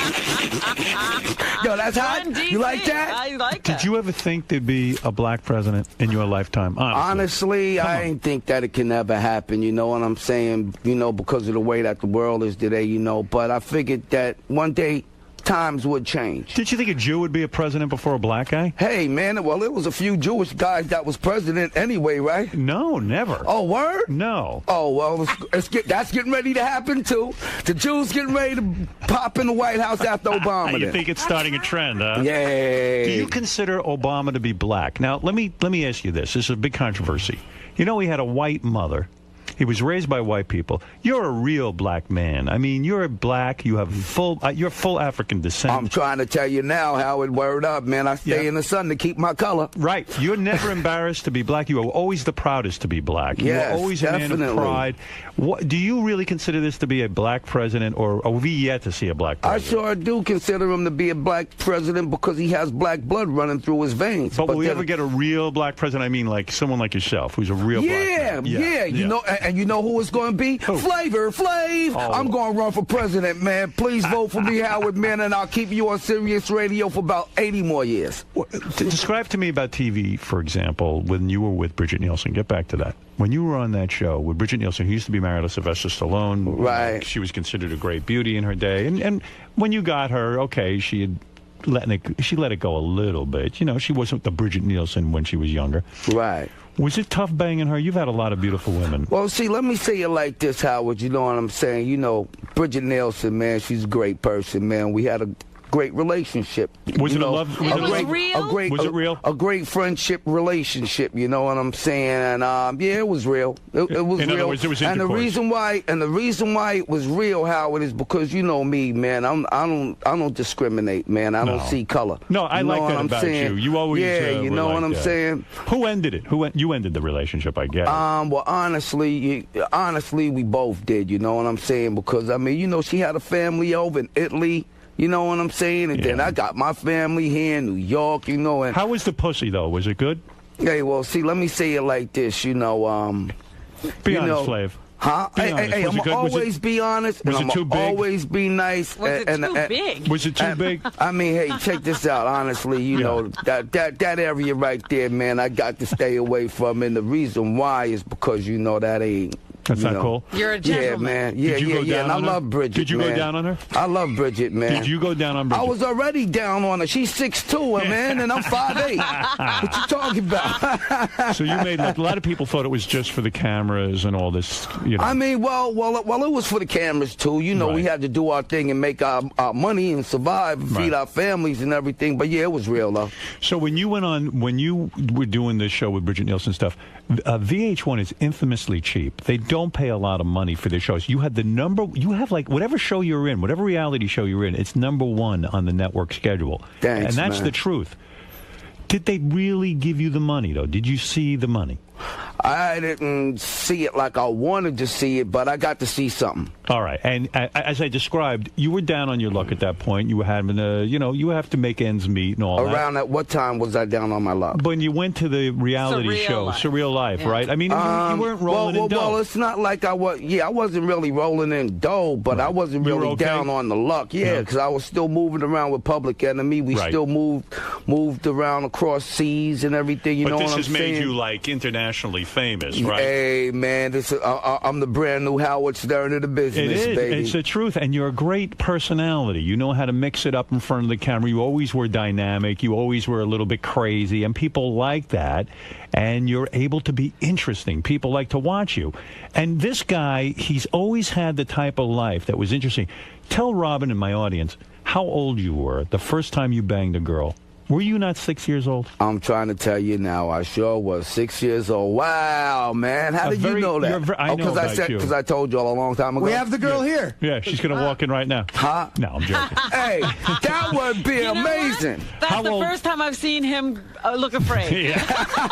Robin, you crazy lady. How old was she? How old was the girl you were with? 6 years old, too. 6 years old. But How it was did you know? Hey, we was experimenting, man. You know what I'm saying? Back in the days, it was just an experiment. But how did you know what to do? Hey, man, look. Porno. No, it wasn't no porno, man. I mean, honestly, natural instincts. Where were you that this? I mean, to be 6 years old, did you ejaculate? And where was I? Did you ejaculate? Nah, man, I wasn't old enough to do that, but my little joint did get hard, though, and it did penetrate. It did. Really? Yeah, because, come on, man, what all little kids pop a boner. Right. You know what I'm saying, Robin? I have one right popped now. a boner. That's right. Yeah. I was on the bone, brother, and it happened, man. Flav, I worry about your lifestyle. I mean, you have, I believe, 8 children now, right? No, I have 7. You have 7 kids. 7 kids. You've announced to the world that you want to have 3 more. You want to have 10 I sure children. do. Yeah, it's just a personal want, though, Howard. Wait a minute. Why Are not? you going to try living with the last 3? Hey, well, I live with my last one. Yeah. and I'm trying to add 2 more. What are you saying? You're saying Flav doesn't live with his kids? No, he doesn't live with all these kids. Nah, see, my 3 oldest, right? My 3 oldest, Unique, Man, and KK, they live out on Long Island, right? All right, that's where you aren't you on Long Island? Come on, me and you You're from Roosevelt, Roosevelt, are you still man. in Roosevelt? No, Or have you sold out? My mom is still in Roosevelt, and I still got my room there. Okay. You know what I'm saying? Then my middle 3, because I met a young lady in the Bronx, right? But then they moved up to Albany. But Designer, Quan, and Kayla. Designer is 15. Designer? Yeah, Designer. Oh, everything an African name with you? Has it got to be African name? Designer, an African name? Designer. Hey, I'm an African. So what y'all expect? You're African. What you expect? No. I'm just like, Designer? I've never heard of Designer. How's that an African name? Designer's You made that up. Yay, I love you too, Robin. When I was a kid, I knew a girl named Designer. She used to ride around on a zebra. That's how African she is. I'm not kidding. You mean Designer? But let me finish. Go ahead. It's a lot to cover. You asked me, right? So let me tell you. So Designer, she's 15. Quan is 13. And my daughter Kayla is 11. Go ahead. And then my last one, his name is Karma, Karma. He's and Karma is real. And he lives with you. Yes, he lives with me in Las Vegas, and I got him here in New York. You know what I'm saying? They're at the hotel right now. Are you a good dad? You advise these children. You're able to. I've always been a good father, and I'm gonna always be a very good father. And I hope that there's a lot of other men in the world like me. But why 3 more, Flav? It's enough. Because it's a personal want, Howard. It's just a personal want. Any of the kids wear clocks like you do, or are you the only one? Just the last one, because he takes my clock and he puts it on and he runs around the house and dad, yo, for Flav, real. why the clock? Honestly, you've never really explained it. Because why? time is the most important element that we have in our life, and we can't afford to waste none of it, Howard. When did you realize this? When did you realize The this? time when I first came on your show and we was killing each other. But why not wear a calendar? Why not wear a calendar? I've often thought about it. Why not wear a calendar? Because I'm representing time, not the days of the month. That's for women. Before Public Enemy, did you always walk around with a clock? A woman should wear a calendar. That's right. That's right, Robin. I'm going to get you a calendar. You know what I'm saying? We going to mark that day down, okay? Flav, when did you start wearing the clock? I started wearing the clock. Well, first, Howard, you got to remember back in the days, the fad was stopwatches because we used to all wear stopwatches. But then, as a joke, son of Berserk, my boy T.A., you know, he took the stopwatch off, put this clock around my neck. That's a kitchen clock. Hey, it's a shower clock. It's a shower clock. Yeah, why the but wrong no time? battery. Yeah, why the wrong no time? No battery in it. And the reason why is because, you know, I turned this into a statue. You know, statues don't move. And it's on 6 o'clock. Yeah, why And the 6? reason why it's on 6 o'clock, because 6 o'clock points straight up and down. And right now, I'm straight up and down with you, Howard. Thank you for having me in private parts. Do you always... Yeah, I love that. Yeah, boy. That's right. Your movie was my 5th movie ever in my life, G. Thank you, G. Did you? Yo, where's Fart Man at? Yo, is he still around? You don't want to see him. Huh? You know he's disgusting, Fart I know, man. I know. That was my boy, man. Flav was in my movie, and as I walk by, he smacks me in my fat cellulite. That's right, with the broom bristles, Have man. you ever seen an ass like that on a man? Hey, man, and I don't want to ever see it either. It was horrible, right? Word up, man. I had to. I wanted to cover my eyes, man, but I had to see what I was doing.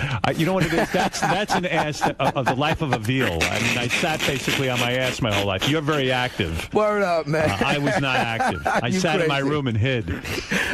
So let's get back to this now. So, All right, let's get back to the life of Flav because I have many things to cover with you. Come on, let's do it, baby. All right, boy. and let me just say and then something. At the end, I got a lot to cover, man, on a history of my man Howard Stern. Well, let's just say you've got to see Flavor Flav in Deion Taylor's Night Tales, available on DVD tomorrow. Oh yeah. Now Yeah, that's man. why Flav is here. He didn't come in for his health. You understand that? So I'll get into the project last. We'll get into. I didn't come in here for my health. I came in here for my wealth. Hey, that was good. That was good. Did you? You can write a song. Did you leave this dating show where all the women were trying to get a date with you? Did you leave because you actually had a real girlfriend, and the fact is she put pressure on you? She said, "Look, Flav, it's great that you got a hit television show, but if you love me, you're going to leave this TV show." Is that what happened? Honestly, to tell you the truth, no, that's not what happened. What really happened is, I realized, man, what I had at home. Right. You know what I'm saying? Which was the real love. You know what I'm saying? And, I'm like, yo, man, later for all of this experimenting, and checking this girl out, check all these different women, you know what I'm saying, and trying to get to know them when I already got one that I know. So this was your way of professing love for the woman that you live with and you want to have more kids with. You said, I'm willing to give up this TV show because it was a huge hit. Yeah, definitely. Plus, besides, too, Howard, you know what I'm saying? I was getting a little burnt out with it, too. And the reason why I say that is because it was starting to be repetitious. Yeah. You know what I'm saying? And you said, people thought that I really couldn't find love. Right. And you know what I'm saying? And I didn't really want that image about me not being able to find love. But I find love every day. As soon as I walk out my door, I get love, man, from people, man. And what's it like for a guy like you to have a camera on him all the time? Does that feed your ego, your narcissism? Does it feed it? Honestly, like it. Sometimes it creeps me out, but then again, I love it, man. I just love it. I love the camera, man. Did there ever come a time you say to the network, look, we just shot something I'm not proud of or I'm not comfortable putting on TV? Were there moments like that where you said, no way? Yes, there were moments like that. What was an example of your worst moment in front of the camera that you said, I want this? Hey, if I tell you that, it would have been on TV, Howard. Do you actually bang some of the girls from the television show? There we go again. Why? Why not go there? Let's find out. How you going to question my manhood, Howard? Do you bang some of these girls from the TV show? Hey, man, nah, man. Because my show ain't about sex, man. It's about me dating. Come on. It's about me dating, Howard. I ain't banging nobody, man. I don't believe it. Now, listen to me. I love you too, Howard. You recently had a roast. Flavor Flav, Howard Stern. Okay. Flav, you recently had a roast. You've become so big now that they roasted you on Comedy Central. Yeah, you know what? And I want part 2 because I want to get them back. And I'm going to tell you something, Howard. The only jokes that I said were the jokes that they wrote for me. Right. But I didn't know exactly what a roast was. You didn't grow up in that environment where you learned about a roast. I watched roasts before and everything, but I didn't really know exactly what to do with it myself. But then once I watched the show, then I'm like, hey, wait a minute, this ain't nothing but playing the dozens. You know what I'm saying? Right. And I should have just did my own Flavor Flav You're thing. referring to so the that's fact- why I want part 2. I want part 2, and I want to call this the Revenge of Flav. You're talking about the fact that when you were a young man growing up, the way that you would roast somebody in your neighborhood was you'd make fun of their mother. Yeah, come on. And so this is basically the same thing. And you didn't understand the concept, and you think that you could have gotten them a lot Yeah, worse. I could have gotten them a lot better than I did. Now, the N-word was used 11 times on the Comedy Central roast. Were you upset about that people were using the N-word? And I know Comedy Central was upset about it, weren't they? Well, honestly, to tell you the truth, Howard, I didn't even think about it. First of all, because, I mean, you know, it's natural in my vocabulary. You use the N-word. You know, hey, Howard, you my nigga, man. Really? Yeah, you my nigga, G. N-I-G-G-A. But if N-I-G-G-E-R. Nigga. Everybody saying it. Everybody playing it. Loaded on the scale, because everybody weighing it. Toby said, yo, white be good nigga. Nigga, get a shovel, nigga, be good digger. I don't care how small or bigger, but I don't want to be called yo, nigga. That was on the Public Enemy album. A fantastic album. Thank you, y'all. Thanks, man. Thanks for that. Fantastic. Thanks for that. I've told you that 911 is a joke in my town. I'm trying to tell you now, and if you don't believe it, go out there, get hit by a car, and see how long it take them to come. Duran Duran, did you know Duran Duran covered 911's a joke in my Yeah, I town? heard. Yeah, but I haven't heard the record. But You never heard thanks it. to It's a little Duran fruity. Duran. It's not great. Oh, okay. When you do it, It ain't it's my- great. He might like it. He might like it. No, it ain't he my wouldn't like fault. it. I'll tell you why. Why? Because when he sang 911's a joke in my town, he meant it. He was serious. angry. He was angry in it. It Yeah. was done with real emotion. As we pointed out this morning, do another version? Duran Duran sounds like they're at a party saying 911's a bunch of white guys saying Play that. him a little of it. See Here is what a he little of it. You tell the truth about what you feel about this song. Go ahead, Fred. Hit it. See if you can find it. Go ahead. Come on. Listen to it for the first time in your life. I can't believe you weren't curious to hear it. Hey, yo, one thing I love about you, Howard, you are very stern. Howard Stern! Flavor Flav. When did you start that Flavor Flav thing? Honestly, man, Chuck D started it because he's the one that named me Flavor Flav. He did. Yeah, like Carmen you know. Electra was named Carmen Electra by Prince, and Chuck D named you Flavor Flav. Yeah, because back in the days, you know, like everything was like, yo, Howie How, yo, Chucky Chuck. Was well, Chuck, you know, is Chuck D jealous of your success on reality television? Chuck is very proud of me, man. You know what I'm saying? And there was times when he was trying to get up on my show. Are you now a millionaire again as a result of these shows? I'm almost there, Howard. You're almost there. I could really be a millionaire if you stick me in one of them rooms back there on your radio station. Give me about $2 million, Howard. Stick me in a room. I'll be there for about a year, Well, man. let me understand something. What about a radio show for Flavor Flav? Have you ever considered that? You're a fascinating human being. You got I mean, well, that's how I started off doing radio, That's you know, right. and I started off at BAU. The next thing you know, I ended up at Hot 97. The next thing you know, I ended up at 105.1 with Ed and Lisa and Dre. Lisa G. Yeah, Lisa G. She works here now. Yeah, You yeah. never made love to Lisa G? Nah, I never made You two love to never hooked Lisa up? G, man, but we've always been great friends, though, you know. But hey, Lisa always been single, man. Lisa, Does she like men she's or does just she like Lisa. women? What is her story? Now that you gotta ask Lisa, okay? Right. What do you think? Huh? You should get it with her. Honestly, I think Lisa's scared. Of you? Scared of what? Huh? What is she scared of? I think she's scared of love from a man. And the reason why is because she's been single for a very, very long time. And I've been Very like, long. come on, Lisa, you need to hook up, G. No, but I just want to be single. Okay, so I got to... That's interesting take on She gives that. us the same fucking shit. Yeah. She's very hot for Artie, but he's thinking of filing a lawsuit. Hey, so that means that ain't nobody else getting nothing from Lisa G. Gary, what did you want to say? Lisa was just telling me a great story about Flavor Flav. She said that when they worked together at the radio station, if Flav wasn't in on time, her job was to start calling Rikers and some of the local prisons to see if that's where he was. Hey, yo, and not only that, but can I tell you something, G? I'm the only one in radio history that ever did his radio show from a jail cell. You know, speaking about jail, I was on Rikers. I was on Rikers. Yeah, I was on Rikers Island, and I had the Home Jams show, and that's when I was playing people's tapes and stuff over the radio, and everything, long as it was clean. And then I got in trouble because you know me, man, driving around with no license and all of this stuff. And that's what I kept going to jail for. Hey, check this out, you had Howard. 48 suspensions of your license. 48. Yeah, but Howard. Let me finish telling you. Please let me finish telling you, Howard, man. Sorry, Flav. So anyway, I was locked up on Rikers Island. You know what I'm saying?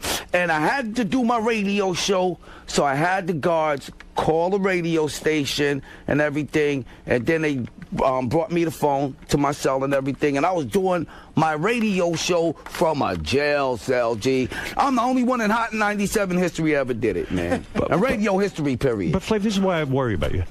First of all, you think about the court system. They've actually been kind to you. If you had your license suspended 48 times, you would think after 3 times they would say, listen, you can never drive a car again. I never got 48 suspensions. I never had it suspended 48 times. I just got caught over 48 times driving without the license, Howard. Oh, I see. Do you have a license now? A license to drive people crazy. Yeah. So you don't have a driver's license? You do not have a driver's license? No, I don't have a driver's license yet, but I'm working on it. I'm working on it, Howard. What do you mean? How far are we from getting a driver's license? We're about maybe 4 more minutes.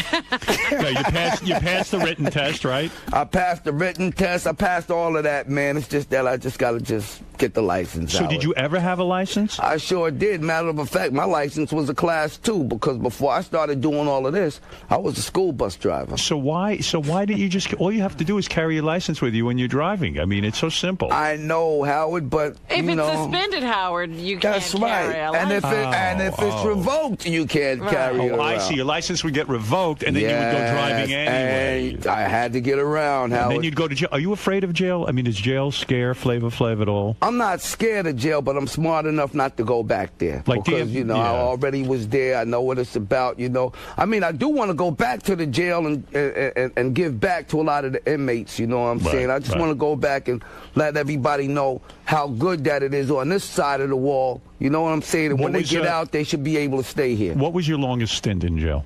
My longest extent was 2.5. 2.5 years? Yeah. Wow, that's heavy time. Yeah. 2.5 years? Yeah, for what? For the license? No, this was back in the days. Oh, the gun possession? Man, way before the gun possession. What was it? I was, doing some burglaries and stick-ups and all of that. Way back in my day. Cause, hey, man, I was a gangster. Wow. I was in a gang, man, and following behind my peers and everything. I used to get in a lot of stuff, man. Next thing you know, yes, I had to do time upstate in Onondaga County Jail. What was the actual charge? Huh? Robbery? Oh, it was a whole bunch of things that ran into concurrent.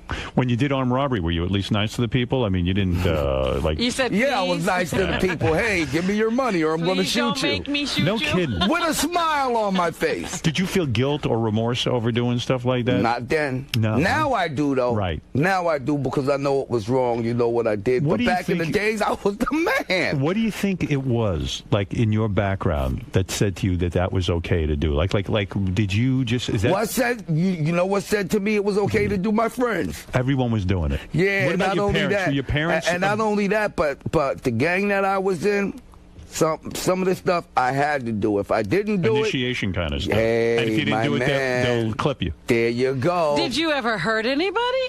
No, I never hurt nobody. Sure he did, but listen, you can't bring that up on the air. Are you kidding? I love you, Howard. You the man. You the man. See, that goes to show you from Roosevelt, Long Island. You know what time it is. That place is a nightmare. That place was a nightmare. 60 Minutes brought me back to my hometown where Flavor is from. You were in 9th grade with Eddie Murphy? Did you? Yeah, man. We had Miss Muckle. You guys are younger than I am. Yeah, man. But then I had to go back to Freeport High again because Roosevelt High School wasn't trying to stomach me. Yeah, they threw you out of Roosevelt. You know how bad you must have been to be thrown out of Roosevelt? Yeah, I was kind of bad there, Howard. Roosevelt is one of the toughest schools in the world. If he was so bad that they threw him out of Roosevelt. You have no idea what a problem he is. Did you get any supervision from your parents? Could they have any control over you? Sure, man. Listen, my mom and my dad... they supervised me the best. They taught me the best and everything. What happened? But when I got with my friends, that's what happened. You know what I'm saying? When I was by myself. Was it hard to get out of the game? You know how it is, man. When you're around your parents, you don't curse. But then when you get around your friends, you let it fly, G, So that. But after you would go to jail and be in the game, once your parents say to you, listen, Flav, this is it. We're done with you. Didn't they give you tough love? They did not. No, as soon as I got home. No, after I got out of jail and I got home, I got a beating. What, you did? Yeah. They beat you. And I did not try to hit back either, man. You took your beating? Yeah, I took my beating like a man. And not only that, but Howard, Back in the days, those were beatings, man. I got beaten butt naked with all my clothes off, extension cord or the cord from the iron. Oh, yeah, man, those was beatings. How old were you when the beating started? I would go to school with all kinds of webs all over my body, man. Look like worms, man. So it didn't work. Huh? How old were you? How old were you? Flav, how old were you when you would get beaten like that? You were a young child? From a young child all the way up until I was about... And your father would get you nude in a room and whip you? And whip my butt, man, yeah, man. And my mom's, too. My mom's would be like, my dad, take it off.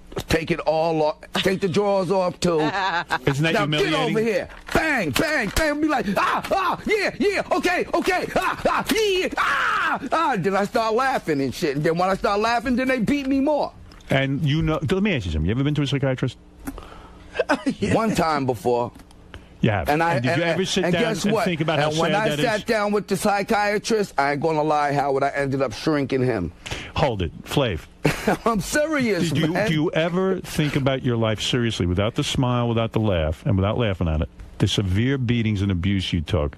Do you ever sit and think about it and just say, Jesus Christ, this was wrong, I was mistreated, and do you ever feel bad about it? No, You're not man. Gonna let you know that what enter. I feel? Honestly, I feel like, hey, man, you know, I think I better stop doing what I'm doing because my mom is really getting tired of this, and I'm tired of feeling this. You know what I'm saying? But when you got out of prison, but I never wait a was, second. but listen, but I never was mistreated by my parents ever. I never was You abused. don't think that's mistreatment? I never You was don't think that's abused abuse? by my no. That's abuse, Flav. You said you That's had not welts abuse. all All right. over your Yes, body. but Flav, still would no, you but beat that, your but children? that wasn't abuse Flav, to me. Would that you was, beat your children? Huh? Will you beat your children? No, because I'll go to jail. No. If I could, I would. You would. But I can't. Would you beat your children with a wire? Forget jail. I'm taking all the rules away for society. Would you strip your child naked and then take a cord, an electric cord, and hit him on his fucking ass as hard as you could? Would you do that? No, I wouldn't Why do not? that today. Why? The reason why I wouldn't do that today is because there's better ways to discipline your child. What? Those ways didn't exist then? No, they didn't exist, man. You People didn't. wasn't. Timeouts Hey, didn't hey, but exist. Robin, but check Flav, this out, Robin. Flav, you're kidding yourself. People wasn't even thinking like that back in Well, the day. just because The they only didn't thing think they, that hey, way. Robin, listen. I swear to God, Back in the day I wasn't swear to so God, long Robin. ago. The only thing that they thought about, Robin, was just getting that belt or that switch and just wearing your butt out. I understand that. I understand that. And But you think- you have to understand that it hurt. Yes, it was hurt. humiliating. Don't you think that's why you took... But you know what? But it was a learning lesson, and I learned from it. But don't you think the reason you felt no remorse robbing people and all that anger that comes into robbing people... Maybe that was from the beatings I was getting. Well, what do you think? See, you're laughing because you're uncomfortable with it. You're uncomfortable with I'm this. not uncomfortable with nothing, man. Yes, I'm real you are. comfortable, and This it's is a something comfortable you can't couch, face. kid. You're a brave man, but you're not brave enough to face this. You were angry, and you said, fuck everyone else because I got to take these beatings. Life sucks. I'm going to go fucking take it out on someone else instead of taking it out on your parents, or you should have. Hey, you know what, Howard? That's good. You're really trying, but it ain't working. No, it is.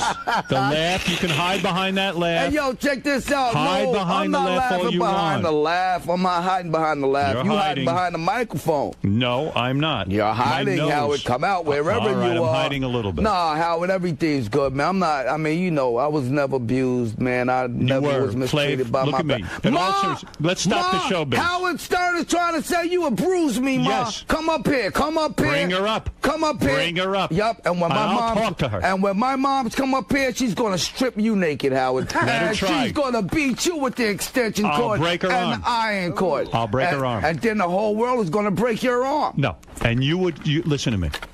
Listen to me, my friend. Go ahead, man. And we came from the same neighborhood. Let's do it. We both grew up black, and we know what it's like. So listen to me. No. We both grew up in a black neighborhood, but you never grew up black. You grew up I wish white. I had been black. Being My white, man. being white in a black neighborhood is the toughest thing ever. Well, then you would have had a real But- tough time at camp during the summer. I know. Well, they would have thrown me out. Listen to me, Flav.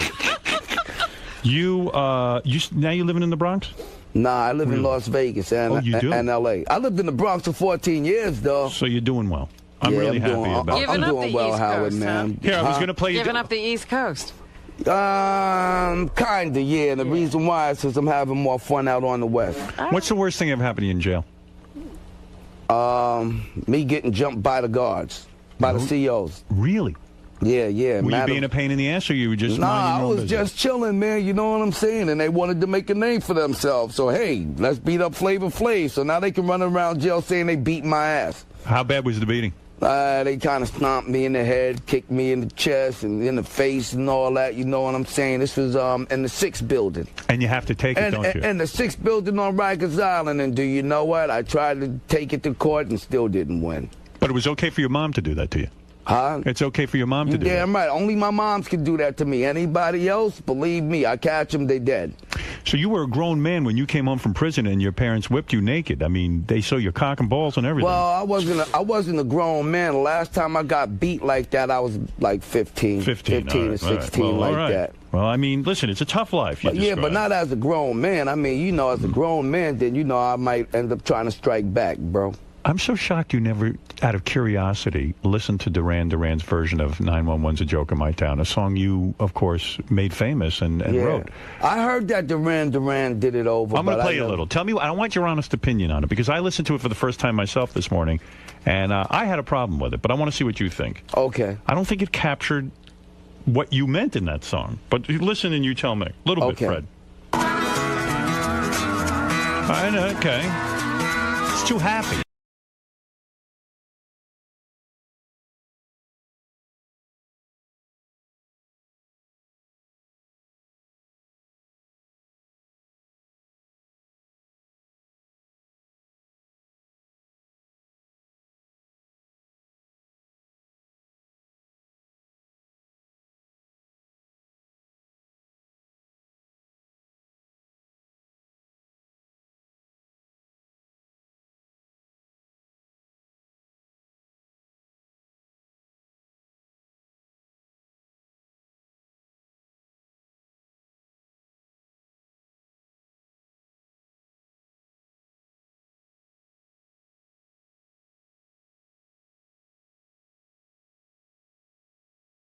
What do we think? Hey, I ain't gonna lie, but yo, that's hot to me. I like it. I like it. You like it. It's an honor when someone takes a song of yours and covers it like that. It's not like the King of England trying to sing the blues. You don't think so? No, I don't think. I don't think the King of England can sing what B.B. King does. So let me understand this. You are now happily in a romance. You're not married. I'm not married, but I'm setting a date, though. You are? Are you? Yeah, I'm going to set a date. Not only that, but the reason why I'm taking my time with this is because I want this to be real, real big. Who is this girl? How long you known this girl? Well, I've been knowing this girl now. We've been together about 5 years. 5 years? About 5 years. So now, she must be super hot. Oh, yeah, she is super hot. She's super beautiful. She got the prettiest eyes, prettiest personality, man. That's why I had to breasts? That's why I had to stick with her, man. You know what I'm saying? Real breasts or fake? Oh, nah, everything is real about my girl. You'll never find nothing fake on her. I see. Nothing fake, man. She's real. And what decade will the date be that you said? Anytime soon? Come on. Well, it's going to definitely be in this 09. You know what I'm saying? Probably, this is the year. Probably, yeah. And you're going to be faithful. And the reason why I want it to be big, I'm taking my time, is because, you know, I want everybody to shoot this, Howard. I want this to be on Channel 2, 4, 5, 9, 11, 13, you want to turn CNN, BET, NET, Yo TV, everything. You want I it want to be a big event. Yup, and I want all radio stations to be covering it, just like they did the inauguration. Did you hear Chris Rock's latest routine where he says, hey, Flav, you got to stop running around with the clock and everything. Now that Obama might be the president, this was before he got elected, you got to stop being Flavor Flav. It's not good for black people, this kind of thing. Did you hear? It was done in comedy. Did you hear it? No. I took offense. Did you know anything because, about it? Did you know about that? I was watching it, and I love Chris Rock. He's my favorite comedian, but I thought he was a little tough on you. Did you hear anything, any feedback about this? Nah. Are you friends with Chris? We all right. You're all right. I mean, yeah, man, I always liked Chris Rock, man. Yeah. You know what I think he was just goofing around. I heard that he was bashing me down a little bit, you know what I'm saying? And I'm like, wow, what do Chris Rock got against Flavor Flav? I never did nothing to Chris Rock, you know what I mean? You're a brother trying to make it too. But check it, that's it. Right. That's it, you know what I'm saying? But I spoke with my boy Bill Stephanie, you know, Bill Stephanie and Nelson George are the ones that really got Chris Rock's ball rolling, you know what I mean? And Bill was like, yo, man, nah, I don't believe that. Chris Rock loves you, man. I'm like, well, how could he love me if he's going around the country bashing me? He's like, yo, well, he's not bashing you, man. Chris Rock loves you. So I got to see what my boy Bill is talking about, because Bill would never steer me wrong. Well, you know, I didn't hear it. I don't know what you're talking about. I heard it, but you know. So why didn't you get him for me, Howard? You my boy. I haven't seen him Why didn't you be like, yo, why you talk about my man Flav? Pow. I will. You know we what I'm should have read saying? about Yeah, that that's in what I'm the saying, paper, Howard. I will stick up Come for on, you. man. I love you. Come on, man. When they was trying to bash you, Howard, I was stuck sticking up up for for me. you. You I damn remember right. that. Thank God You for you. doggone right. Unfortunately And I'm for going to you, keep sticking up for you, You Howard. were in jail, so. Yeah, that's right. Huh? You were nowhere to be found. When? Yeah, you were always in jail. I could never get a hold of you. Oh, okay, but at the time when they was trying to X you, Howard, your boy was out of jail and I was sticking up for you, Howard. Do you ever hear from your old gang members? Do they ever say to you, Flav, look, man, you've made it. You've got some dough now. You got to give us some How do money. we get out of there? Nah. And that's because, you know, my gangsterhood ended a long time ago. I always You know heard what that I'm once you're in a gang, you can't get out. That's true in some cases, but some cases that ain't true. Who did you go to? The head counsel there, the consigliere? Well, I can't really talk about that on the radio because I might start a fire that I can't put out. I understand. You bought your way out, I bet. Nah, I didn't buy my way Did out. you I get just- beat in and beat out? Hey, I love you too, Robin. Did you fight your way out? Huh? Did you have to fight your way out? Kinda. No kidding. Kinda, man. Yeah, man. You mean you went to them and said, look, I got to get out, and they said, okay, kick this brother's And ass. they kicked my butt to get out. Right. But I Really? made it out. I made it out, and I'm here with you today, You've Howard. taken a lot of beatings in your life, haven't you? Hey, man, and I might have to take more one day. So when Chris Rock says something about you, you say, hey, man, haven't I gotten the shit beat out of me enough? Can you stop, please? Huh? You too, Chris? Yeah. Chris Rock got beat up too? No. Huh? Wait, So what in other happened? words, in a gang, they give you a final task. If you were to get out of the gang, you got to perform the final task.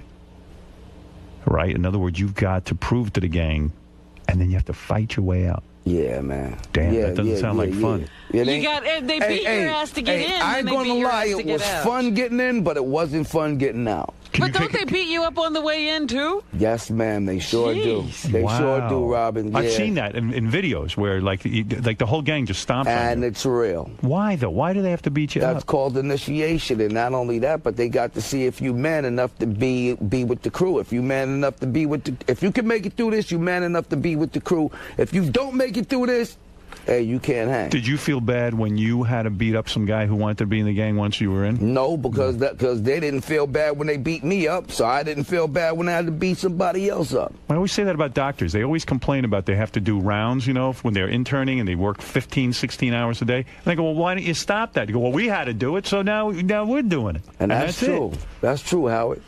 Your life's tough, huh?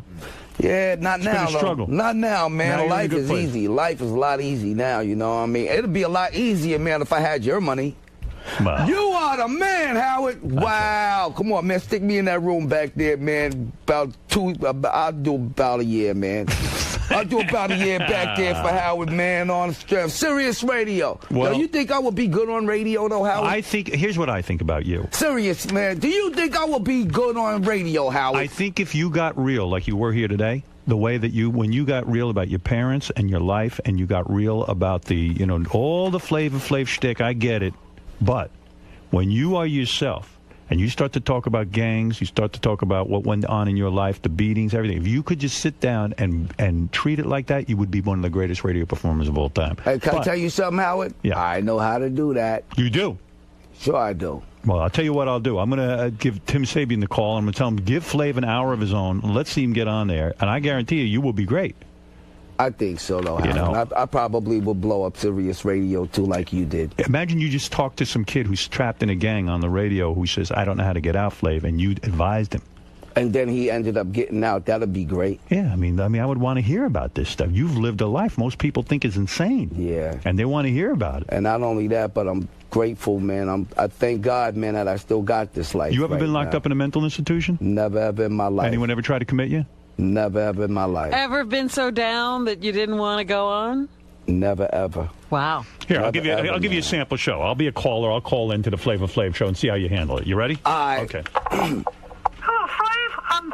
I know you got gang. I know That's you got. crazy. Wait a second. I know you got laid when you were 6. I'm I'm 7 years old. I still haven't gotten any pussy. What should I do? Well, honestly, to tell you the truth, I think you should just pop a bone and keep it in your pants. Wait, you're telling the kids to wait. And wrap it up. Dominic, you're on the air with Flavor Flav. You got to see Flavor Flav in Dion Taylor's Night Tales, available on DVD What is tomorrow. Night Tales? I'm going to tell you that in 1 second, but first, Dominic, go ahead. Flav, do you remember when I was representing your wife? Huh? Do you remember when I was representing your wife in family court?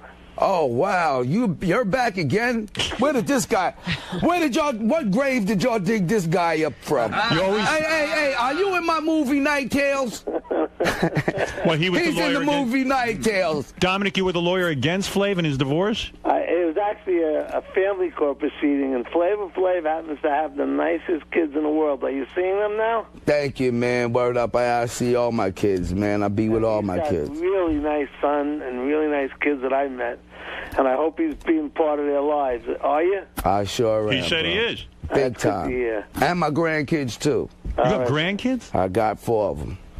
How old are you now? I'll be 50 years old in March. And you got grandkids? 50? Yes, I'll be 50 in March. Hey, and guess what? You look good. They're having a 50th birthday party for me at BB King's on the 15th of March, and then as a special request, I want my group to perform. So that's how I'm going to bring in the 16th, my birthday. All right. Public Enemy performance. Is Dominic going to be invited? He represented the opposition. Sure, he can be invited.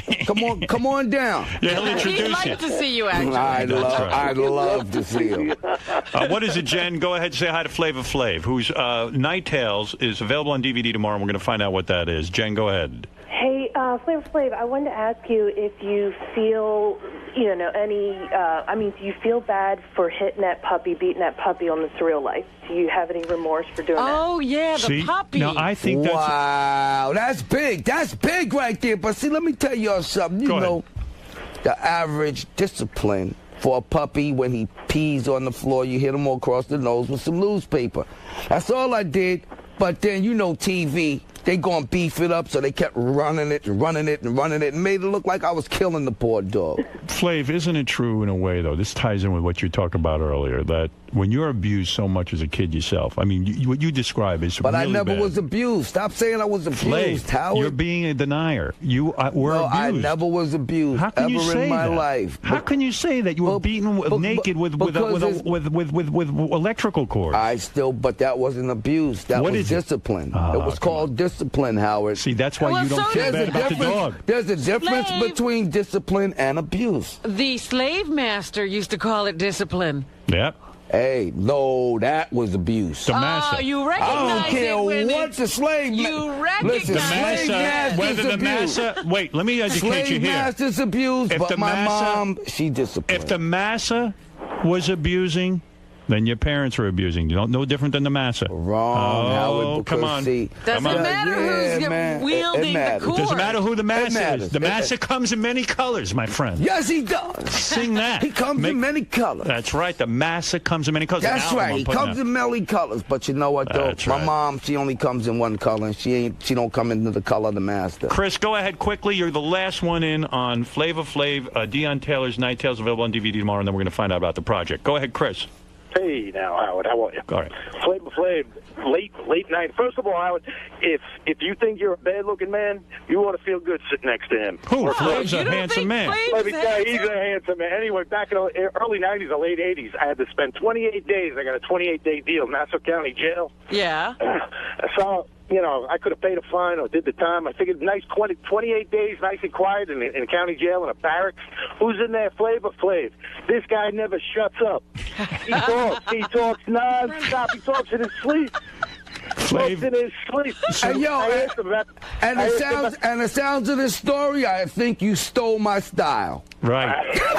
Chris, did you and Flav get along in prison? I mean, I think it would be exciting to be near Flav in prison. Oh, it was a horror. It was a horror. Just like Night Tales. Just like Night Tales. I asked him about the clock around his neck. I said, "What's with the clock?" And he says, "That's to let you know that I know, to let you know that I know what time it is." Well, first of all, I doubt in prison they let you wear a clock. Am I correct? Nah, they took it away from me, Howard. So don't even listen to this guy, man. Flav, So let's talk about this thing that you're promoting. This is called Night Tales. Yeah. What is this? You're now a movie Well, star, see, right? Night Tales, yeah. It's a TV movie series, you know what I'm saying? And developed by my boy Dion Taylor, you know, and it's like a twist of the Twilight Zone, you know what I'm saying? A twist of the Alfred Hitchcock show, a Rocky Horror. So what happens you know to you what in I'm saying? this? Suspense, mystery, thriller. And see, you know, you got a lot of celebs, you know, coming through, you know what I'm saying? Other celebs, you know, coming through, doing the act, putting on the acting skills and everything. What part do you play? Or what happens?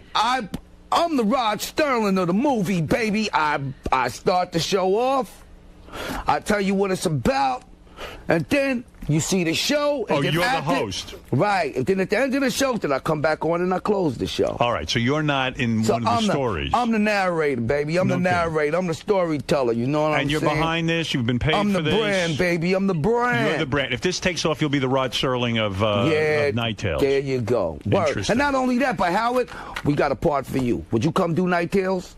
I have no idea. I'm very big star. All right, well, check this out. I'm going to submit something to you, man. Just don't say no. Come be in my movie, man. All right, come on, be in my movie. You know, I don't just do any project. I know that. My name's above the title. And not only that, and when you do another project, Howard, you got to have your boy Flav on board, man. I put you in all my films. You know that. Thank you, man. Well, put me in your next one, too. You know how Ron Howard always puts his brother in? I put in Flav Flav. Flav is your go-to. That's right. You're Howard. That's my guy. That's my guy. He was very good on set. I'll tell you this. Flav on set was a professional. He was not a pain in the ass like some of these other rock stars. He was on time. He got the clock. Thanks, he thinks it's 6 o'clock all the time. So I told him call time is 6 o'clock. 6 o'clock. He was there for 3 days. All right, well, Howard, well, guess what, Howard? All of that right now is about to change, Howard.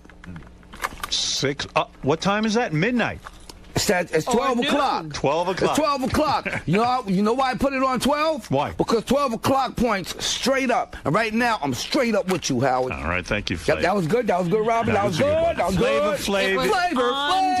Flav's the new Rod Serling. He's on a roll. He's in Vegas. He's in love, and he's happy. And now he says, please, check out Night Tales. Yes, sir. Always a pleasure having you, my friend. Hey, Howard, and it's always a pleasure seeing you, my man. Don't stay away so long. And may God continue to keep you successful, bro. And for real, man. What are you now? And may He keep you having me come back to your show. What are you now? Christian or are you Muslim? What are you? All of that, man. I just believe in God, man. God is my boy. Really? I know Allah for you. You know what I'm saying? I'm a Muslim. I'm a Christian. You are a Muslim. You're a Muslim. Yup.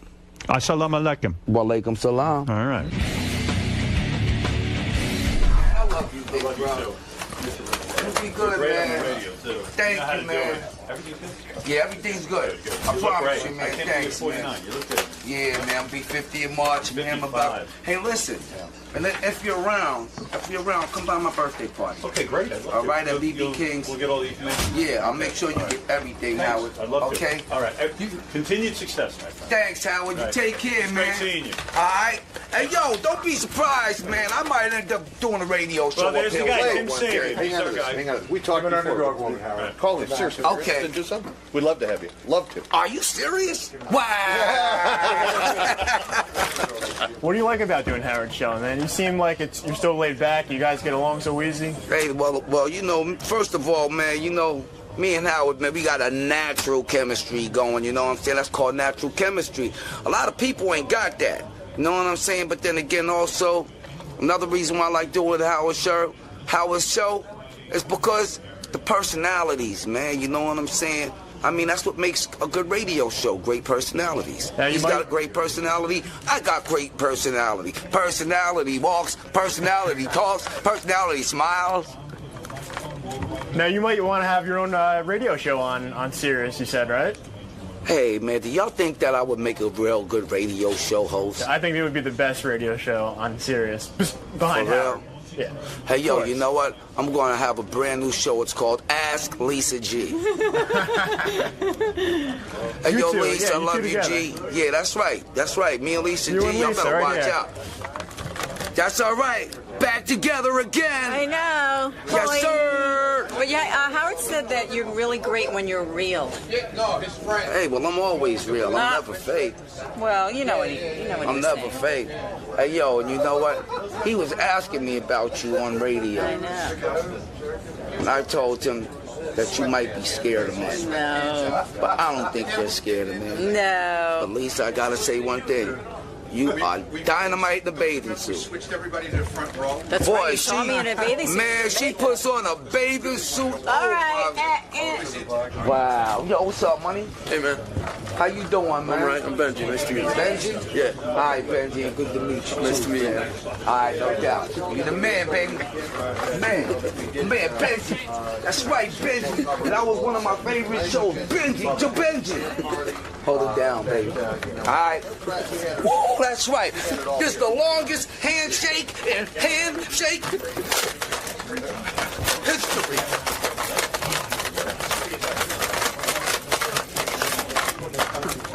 Yeah, and we're still shaking, folks. Still shaking. And we're still shaking. Bacon! It's bacon. I smell bacon. Don't be cool, G. Not me, I'm kosher. Huh? Not me, I'm kosher. Okay, you kosher? Yeah. I'm beef, baby. I'm beef. All the pork that I eat beef. Keep it halal, man. That's right. Keep it halal. Halal. Yo, peace, G.